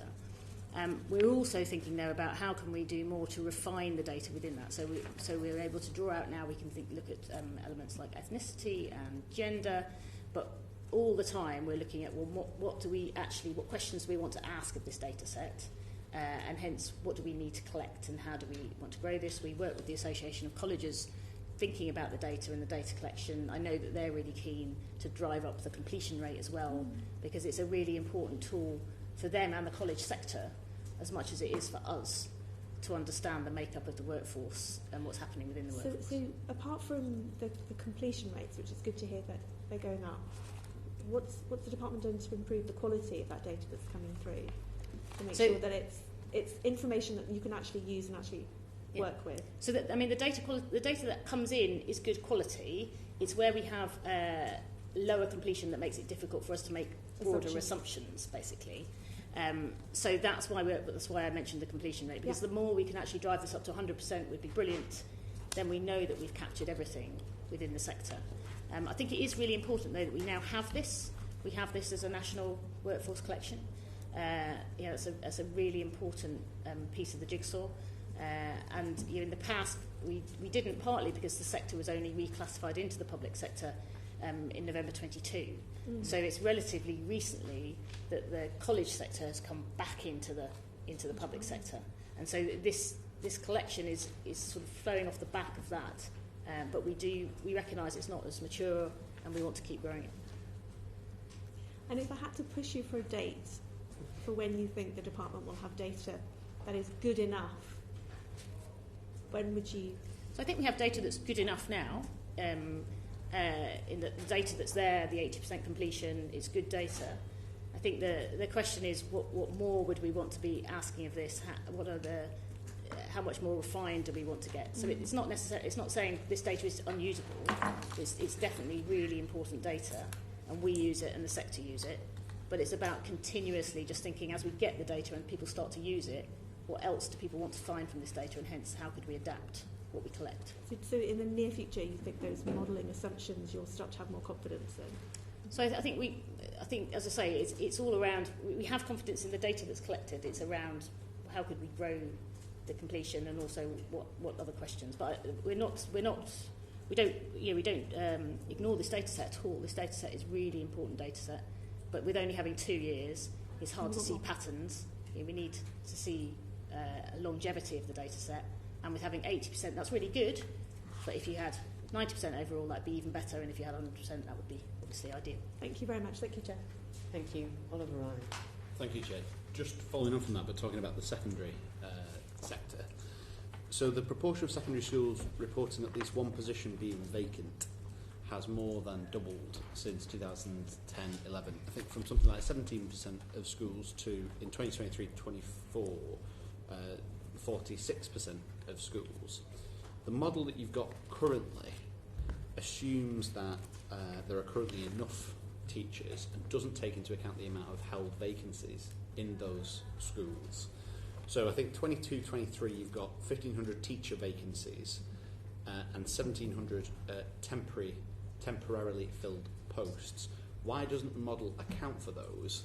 And is it not somewhat of an oversight that the model doesn't seem to take into account shortfalls of existing teacher stock? It only takes into account positions, if you like. So I'll start and then I'll say Juliet. I mean, the way the school workforce model works is it starts from the teacher census. It then adjusts expected demand for things we know about, so particularly for demographics, which are a big driver, but also for projections of retirement rates, other leaver rates, and entry through other routes other than postgraduate initial teacher training. And that includes things like retention. And then it applies a lens for shortfalls in the previous 2 years before the school workforce census. It doesn't, you're right, it doesn't have an adjustment for vacancies, and that is absolutely something to look at. I think it's worth remembering, though, that vacancy rate of 0.6% is still overall quite low. I'm not saying that means there isn't a problem, because the vacancy rate also doesn't tell you about, as I said earlier, the places where a school might be choosing not to recruit a teacher at all because they're worried they won't be able to get one. And it's also, you can see it shift with resourcing. So when more money goes into schools, they create more posts.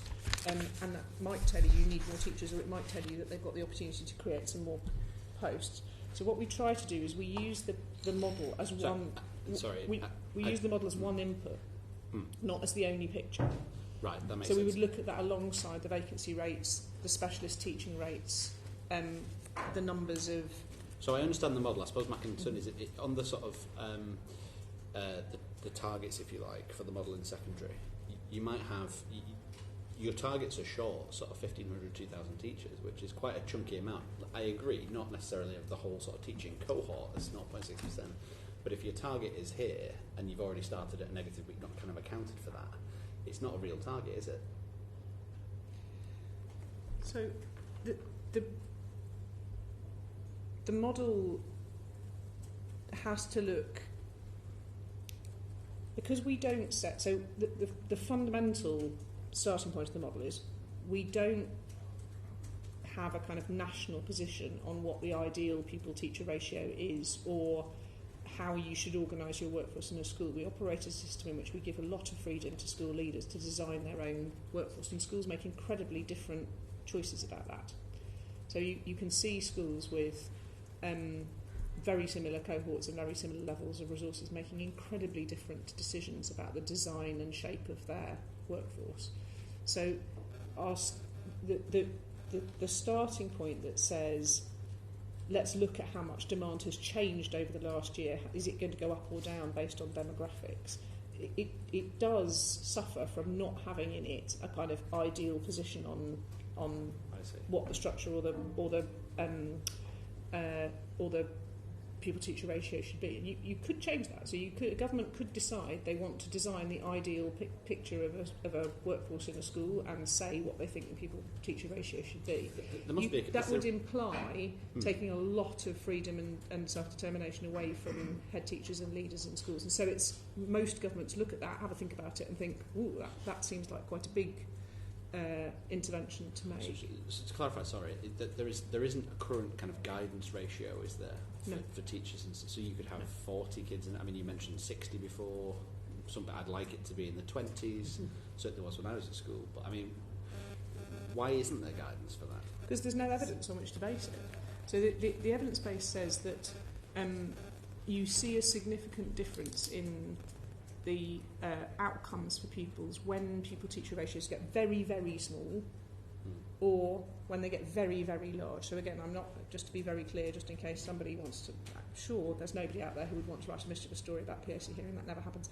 But just to be clear, I wasn't suggesting that 60 was a good idea. I was just saying that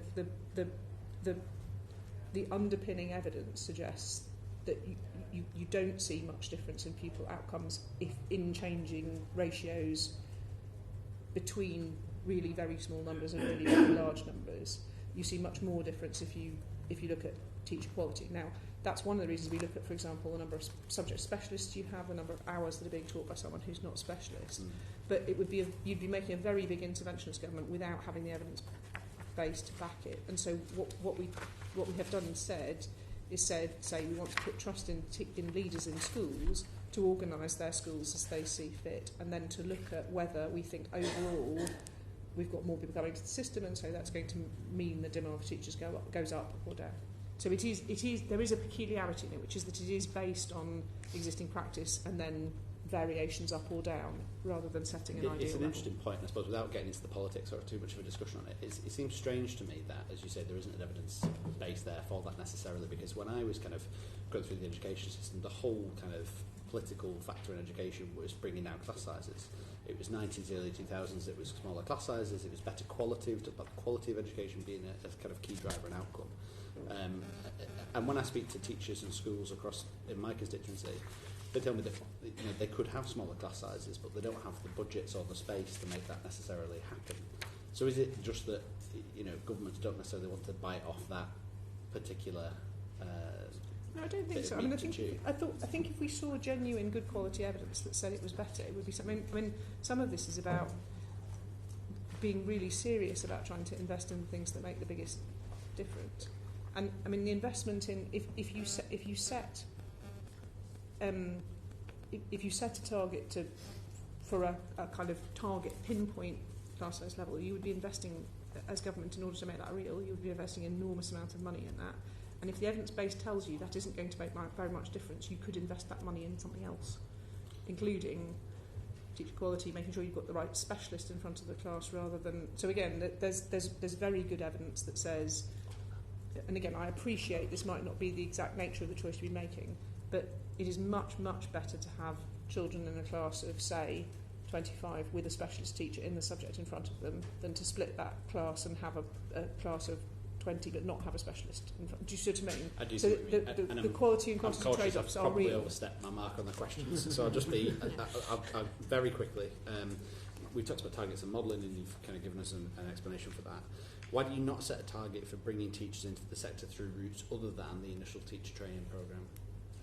So, I mean, we touched on this earlier, and I think it's one of the conversations that we've been reflecting on in the context of actually making sure that we're able to tell the full story in terms of the way in which we're going to be making progress on overall entrance into entrance into the workforce. And the targets have a role. They undoubtedly allow us to sort of set out a strategic story. They create a degree of external accountability. They do send signals into the system about where we want to see growth, and indeed areas where actually we see less case for growth. And I think those are important. But I think our reflection is that we do need to think about the way in which we are publicly presenting the other routes and how critical they are alongside it, because we do absolutely want to encourage as many returners as possible, as well as also making maximum progress with initial teacher training and actually being able to bring those data sets together and being able to set that out really clearly feels important and sends important signals actually about the progress we're making overall about the government's ambitions. Thank you. And just a final comment, I suppose, on the previous, and I will kind of conclude shortly, is that on the model conversation I had earlier about the kind of carrying vacancies point that is included in the model, it might be worth also taking away some work that says in those areas where there are vacancies carried, and there will be across the country, there may even be in sort of rural areas or suburbs, has been talked about in earlier questions, that there's a specific piece of work done around if we're going to recognise those places as like FTE equivalents in the system. That there's a specific programme for filling those vacancies, if you like, as opposed to just including them in the number statistics, which do seem to favour urban areas and places that already have teachers that are interested in teaching those areas. Thank you.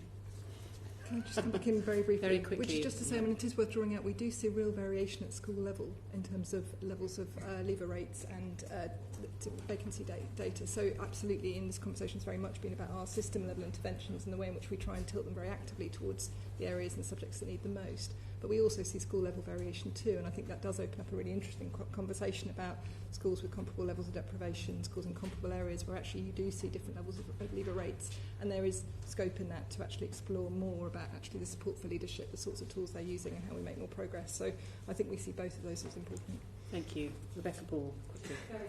Going back to the staff-pupil ratio point, it just made me think about, obviously, previous sessions, the discussions we've had about SEND and the move to utilisation of mainstream more for that, and I just wonder if that would change the approach with respect to your answers on the ratio. I'm not necessarily expecting an answer because I know we're pressured for time, but I just wanted to put that on the record as it just opened up. How does this all interact with the way we're moving with SEND? Thank you.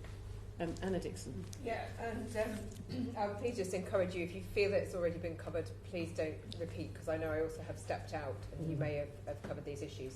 So it's really just the bread and butter of this committee, value for money. On figure 9 in the NAO report on page 35, you've got a range of initiatives to try and recruit teachers, everything from sort of 14,000 average cost per teacher for some of your initial teacher, the lower end of your teacher training bursaries, right up to a payment of some 79,000 for international relocation payments for a physics teacher. You obviously have tried out over the last decade quite a lot of different recruitment initiatives. I understand that this committee back in May 2016 very strongly urged the department to be evaluating these initiatives. And here we are sitting in 2024, and I think there is some evidence, but it doesn't sound it's particularly conclusive to inform, where you're getting the best value for money. So I do just really want to press and say, where are still the gaps, and where are you confident that these are the right things to be doing in terms of value for money across the full suite of your recruitment initiatives? And I'm talking specifically here about recruitment, but there's also retention and there's also FE initiatives which don't seem to have had any evaluation. So we are really serious about evaluation, and we seek to evaluate all of the initiatives we put in. And indeed, if you look at the figure 9 list, this table is quite a good illustration of why we made the decision to change the position on international relocation payments for trainees but not for teachers, because you can see we get better value from the teacher relocation than from the trainee relocation payment, and we keep that under review. Where we have a relatively simple intervention designed for a relatively simple outcome, so the classic would be a money-based intervention designed to increase the number of people we have. Yeah. It's easier to do a sort of point estimate of value for money, where we are doing more complicated, more cultural things to try and influence things like the non-financial levers, it can be harder to get underneath the impacts and to disentangle all of the competing factors. But we work really hard through the department's analytical function to try as hard as we can to do that and to keep under review whether what we're doing is working. Because I mean, we absolutely don't want to be spending public money on things that don't work. So what would you like to be doing to... Well, I was going to say, it's interesting, back to 2016, a number of initiatives that we've tried and actually discontinued because they haven't worked. So I think we have at various points really used the evidence we've got to discontinue, as Susan says, most recently, some of those payments, looking back at sort of pilots on things like housing relocation. So we have, a sort of over the last decade, if you look, kind of quite specific examples of where we've very deliberately used value for money evidence to try and make sure that we're testing and then either proceeding or not. I mean, I think we talked earlier about the non-financial incentives and really continue to build out our evidence base in that space. We think, as I said, we're deeply interested in the work that's going on in flexible working and how to try and build a stronger evidence base. And actually, how do we make sure we've got the most compelling case to both retain and recruit teachers in a modern labour market that does reflect that. So I think that's the area that we want to go further in terms of more evaluation. And on FE, we are evaluating the work that we're doing. Some of it's got less evaluation because it's newer. So I've got an evaluation underway on the Targeted Retention Initiative that will report at the end of 2026. So that's been carried out by NFER and CFE. And the bursaries is based on an NFER evaluation that was completed in 2023, which found that there was a real positive, the bursaries. I think the finding was that £1,000 bursary led to a 3% increase in applicants. And so we are basing this off evidence, and if it's something which is translatable from, the evidence is translatable from schools into FE, we'll use the evidence that's been looked at in schools when we're thinking about what to apply in FE and what not to. And as Susan says, when we've got something new in FE, we have an evaluation running alongside that. So my concern is that a lot of this focuses on, paying money, how much does it get to get a teacher in a classroom, but doesn't really factor in whether they serve in that job for 3 years, 5 years, 10 years, 30 years in terms of retention. And also, I guess, something about who. So we've seen a decline in some of the sort of, mid to late career people leaving. Some of those may be reasons we've looked at already, like, maternity, paternity, interruption, and not being given flexibility on return. But I've heard instances as well of ageism where when there are cuts being made to jobs that more expensive but more experienced teachers leave with a preference to recruit cheaper newly qualified teachers. But then those newly qualified teachers don't stick around because they don't have the experienced or teachers in the wider school setting. So how are you going to make sure in evaluating that you're not just looking at crude numbers, but you're also looking at things like EDI initiatives, retention and inclusion of older teachers, returners to the profession, and so on? So I don't know, Juliet, Chua. So I think we talked sort of through the course of the hearing about some of the different strands of our strategy overall and how we build out the strongest possible evidence base on each element of those. And we talked a lot about the investment choices we've made this year, and I've been pleased to see the early sort of green shoots in terms of the response, which does, I think, reflect the evidence, both in terms of the impact of incentives and the bursaries. I think particularly the investment in leadership and the early careers framework all informs essentially the work we're doing at the moment. I think you pose good questions about how we understand the full kind of the sort of full population effect of the workforce. We've introduced the Working Lives of Teachers and Leaders as a longitudinal study that allows us to look at the changing patterns within the workforce overall and their experience, and that gives us a really rich data set to build a stronger picture of some of the patterns that you're describing. I mean, I would say, it is absolutely for individual leaders in schools and trusts to make decisions about what is the right optimal mix for them in terms of their school, with the curriculum that they're offering. But part of what we've also talked about today is how we provide really good tools and kind of test how we support leaders as they are thinking about how to try and make sure they've got the most impactful kind of teaching setup, essentially. And there is some really interesting new thoughts coming through about the way in which you can match teachers at different stages in their career. We're also interested in the question about actually the way in which sort of different layers of leadership have changed. We've seen more assistant leaders coming into the profession, which helps in terms of some sort of curriculum impacts. but also keeping an eye about actually making sure we've got strong teachers in every classroom as well. So just briefly, if I may, Chair, one on pay. So obviously, I guess good news for teachers, the 5.5% pay award for teachers and leaders in maintained schools from September 2024. See in the survey that dissatisfaction with pay has gone down from in 2023 it was 39% to just 34% in 2024. To what extent do you think this has addressed pay as a factor in teacher recruitment and retention, or do you think there's further to go? And I'll direct that, I think, at the Permanent Secretary, Susan. Fair enough. I mean, I think teacher pay is always going to be a really important factor in the recruitment of teachers, and we were. I think it was very important that the government did accept that 5.5% payoff. That means that over the last 3 pay awards, teachers have seen a combined increase of over 17%. But we do know that before that there was a period where pay was held, and we are thoughtful about the whole of that period. We also, looking forward, think it's really important to make sure we've got teachers' pay awards that recognises the really important work that teachers do and rewards it. Obviously, one of the things that happened under previous government pay settlements was that schools didn't actually get funding to cover the pay. That is something that head teachers frequently raise with me. So how are you going to ensure that the pay award can actually be afforded by schools?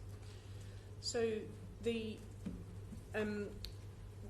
fund schools on the basis of pupil numbers, and then we fund them according to some of the characteristics of those pupils. And about 80% of a school's budget is spent on pay.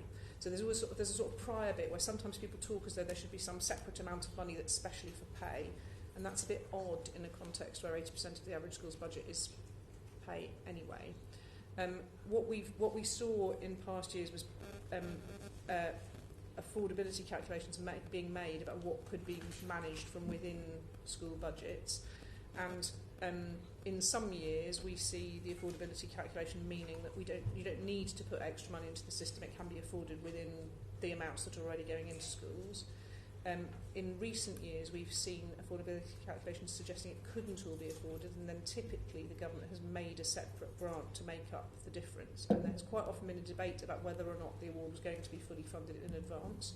In recent times there have been those additional grants made. They're usually made in such a way that they go through a version of the main funding formula, so they're still funded on a per pupil basis. And that means that schools that have made very particular decisions about how they staff themselves might feel like not every penny of the pay has been funded by the amount they get. The problem with doing something different to that, so if you started funding on an activity basis and saying whatever teaching setup you happen to have, we will fund you for every penny of the additional pay you're giving to your teachers, is effectively you're taking the schools that are best off in terms of their teaching and giving them even more money. So some of the debate about has it been funded or has it not been funded is about the difference between in aggregate level it's been funded, but at the individual school level it might not always feel like that. And that can feel difficult, but the alternative would be to embed differences in the system in a way that doesn't feel or hasn't felt right to ministers. This year, because we can see real constraint across the whole of the private sector, public sector rather, we've said in setting the remit for the pay review body, we said that we could see enough headroom in schools' budgets overall to afford about 1.3% in pay for teachers and support staff across the system, and that if schools were able to make a 1% efficiency saving on their total budgets, that would deliver about another 1.7% in pay. That's because not everything they spend is on pay. That was illustrative and was a contribution to why the government said that a 2.8% pay increase was affordable. We're waiting for the announcement of what the pay review body has recommended, but that does represent a shift in saying we might want schools to fund some of this year through making efficiencies across the rest of their budget, and that's difficult, and we really appreciate that it's difficult. The one thing I would say is there are lots of organisations across the public and the private sector who have become accustomed to being asked to find something like a 1% or in some cases more efficiency saving every year in order to put back into their activity. We typically haven't asked that of schools in the past, and so that is going to feel, I think, different and maybe challenging for schools. But I just encourage schools who are thinking and planning around that to wait until we have the actual outcome of the STRB and the propositions around it, because then it will be clear. But given that 80% is staffing, as you yourself have said, that either drives cuts to the other things that are non-pay, which is what we've seen a lot of schools having to do, is to cut back on that, or driving behaviours such as those that I mentioned, where actually it's the higher paid, relatively higher paid staff that their roles are the ones that go first when there's redundancy. So I just hope that you will be monitoring the impact. And obviously there are lots of things we've talked about today which could be very positive measures on flexible working, on AI and productivity, which could deliver improvements. But I think there is a risk. And we're also looking at an efficiency programme supported from the department as well. So what we've seen in the past, when there have been periods where funding is tighter, is that schools do go to non-pay for. They try and hold teachers. They recognise that teachers are really important to the learning of children, and they go to non-pay savings they can make first, and that's a good thing. And there are savings you can make. And again, the word efficiencies gets. Again, there's always risk in using it because people just hear cuts. But there are things we know we can do where we can support schools genuinely to spend more efficiently. And we're looking at, so we can see the services that we've designed to help schools with buying in aggregate have saved billions over the course of their existence. The self-insurance scheme that we run for schools has saved significant money. We're looking at energy schemes, for example, which we think can help schools buy energy more efficiently. Thank you. That's extremely interesting, but we do have to move on. Thank you, Anna Dixon. Helen Hayes. Thank you. I want to turn to how the department is supporting the delivery of the government's pledge for 6,500 additional teachers. The NAO report notes that the government has not explained how it decided on 6,500 as the target, and that the DFE has yet to commit to how the pledge will be split across mainstream schools, special schools and further education colleges. So can I ask, first of all, what's your understanding of how the 6,500 pledge was calculated? Thank you. So this 6,500 pledge was part of the manifesto of the government coming in, and it was, as I understand it, it was calculated by looking at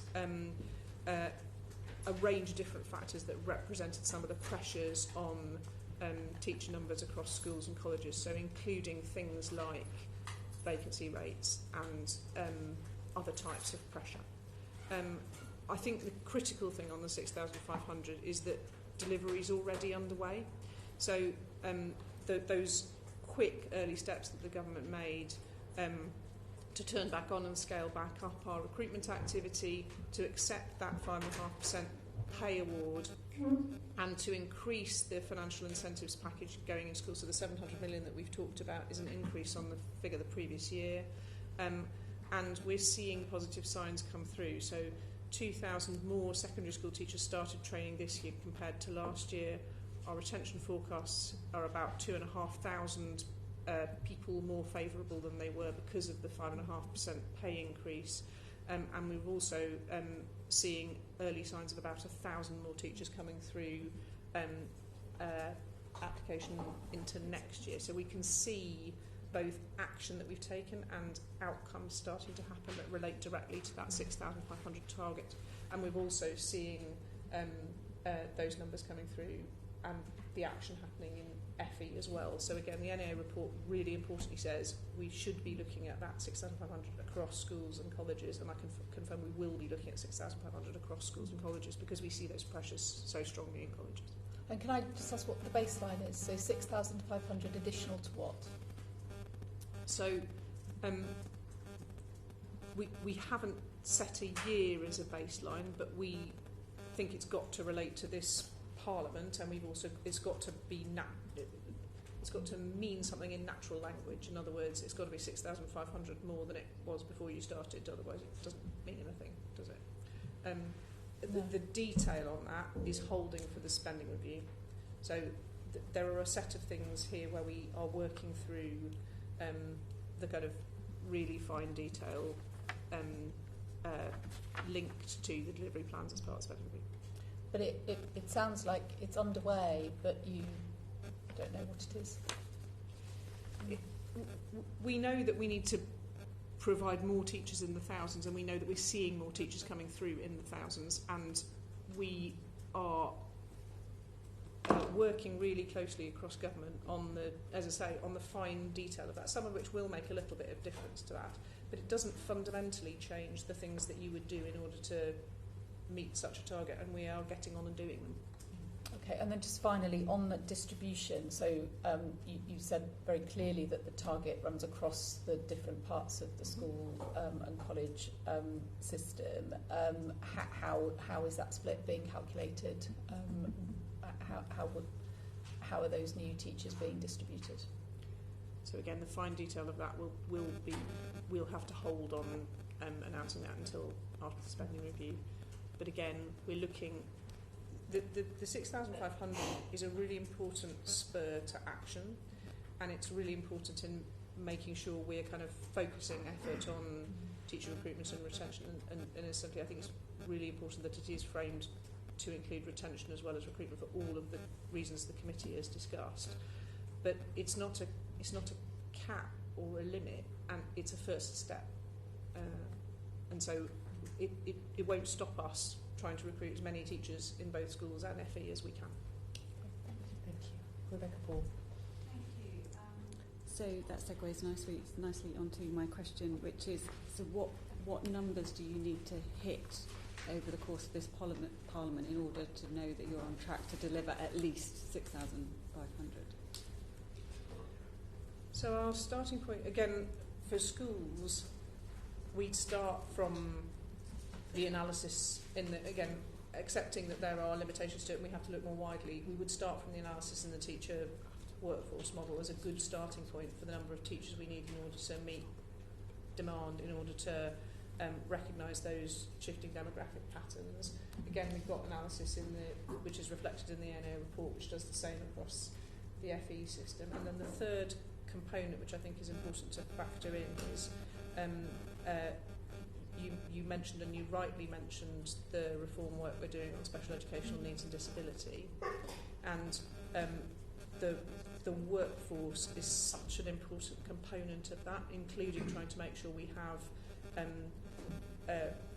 increasingly really skilled teachers working with children and young people who have SEND, that I'd say there's also a piece of this which needs to be informed by our SEND reform work and have that factored into the work that we're doing.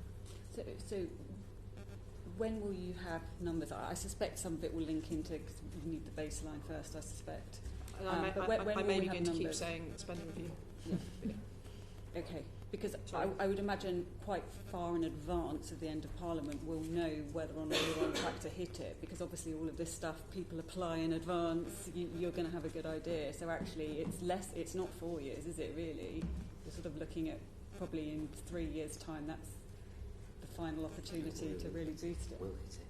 So for the new entrant application, it's true you've got a significant lead time. For retention and for some of a bit more leadway.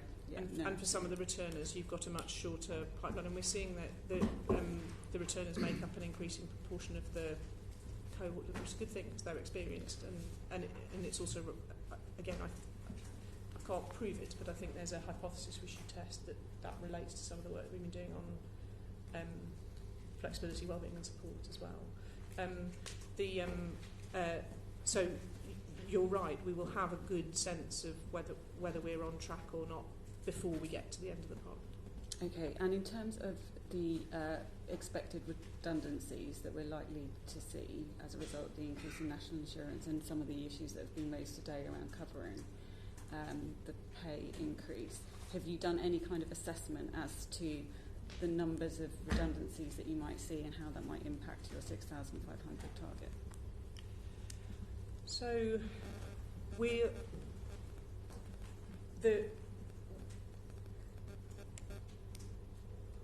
the work that we've done has looked at the overall funding and demographic patterns across the sector, and you see quite different pictures in primary and secondary, as I set out earlier.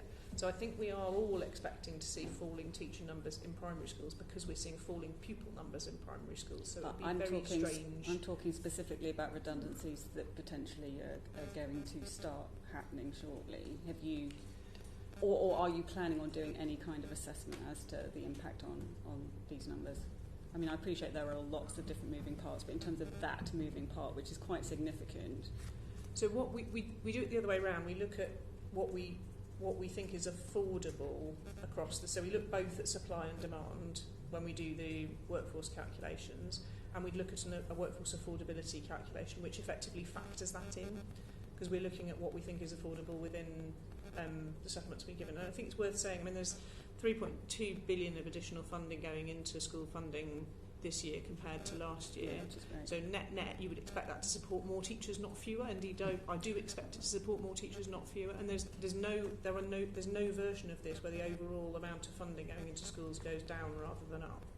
So the question is, does it affect the rate and does it affect the distribution of where those teachers are in the system? Okay, so that tells me that you're saying you're not expecting that to impact this 6,500. So in a few years' time, when we say, you know, what were the problems, why didn't we hit it, it won't be caused by this because you're happy that more funding is going into schools overall. So you're not worrying about the redundancy piece. So I guess that's what I'm trying to get to. Yeah. Is this something you're worried? It sounds like you're not worried about it. It's not something that's. I'm only hesitating because we're in the middle of a spending review. So subject to it continuing to be, I mean, my expectation is that we would continue to see the overall funding going into schools going up, not down. Okay, well I think that gives me my answer, that you're happy that that's not a factor. Very last question, Chair. So how many of the 6,500 do you expect to come in from overseas? So we have a small but important proportion of the teaching workforce who come from overseas, and we have been quite successful recently in trying to be more targeted in our recruitment from overseas. So we've seen, for example, more overseas recruitment of modern foreign language teachers, which is quite a good thing to recruit from overseas into, in my view, in all sorts of ways. But also in some of our shortest subjects. So we've seen a significant increase in overseas recruitment of physics teachers. We've actually seen an overall increase in recruitment of physics teachers, including domestically, which is excellent. So can you put a number on the 6,500? How many of that 6,500 would you be aiming to I would expect the vast majority of the 6,500 to be domestically recruited, which is the pattern we see overall in the system. Okay, thank you very much. Thank you very much. That brings us to the end of our hearing. So thank you very much to our witnesses for attending committee today. I'd just like to add my personal thanks to the NAO staff for their excellent report and briefing, and also to the clerks and the staff for assisting me with my chairing debut. Thank you so much for that. An uncorrected transcript of this hearing will be published on the committee's website in the coming days. The committee will consider the evidence provided and will produce a report in due course.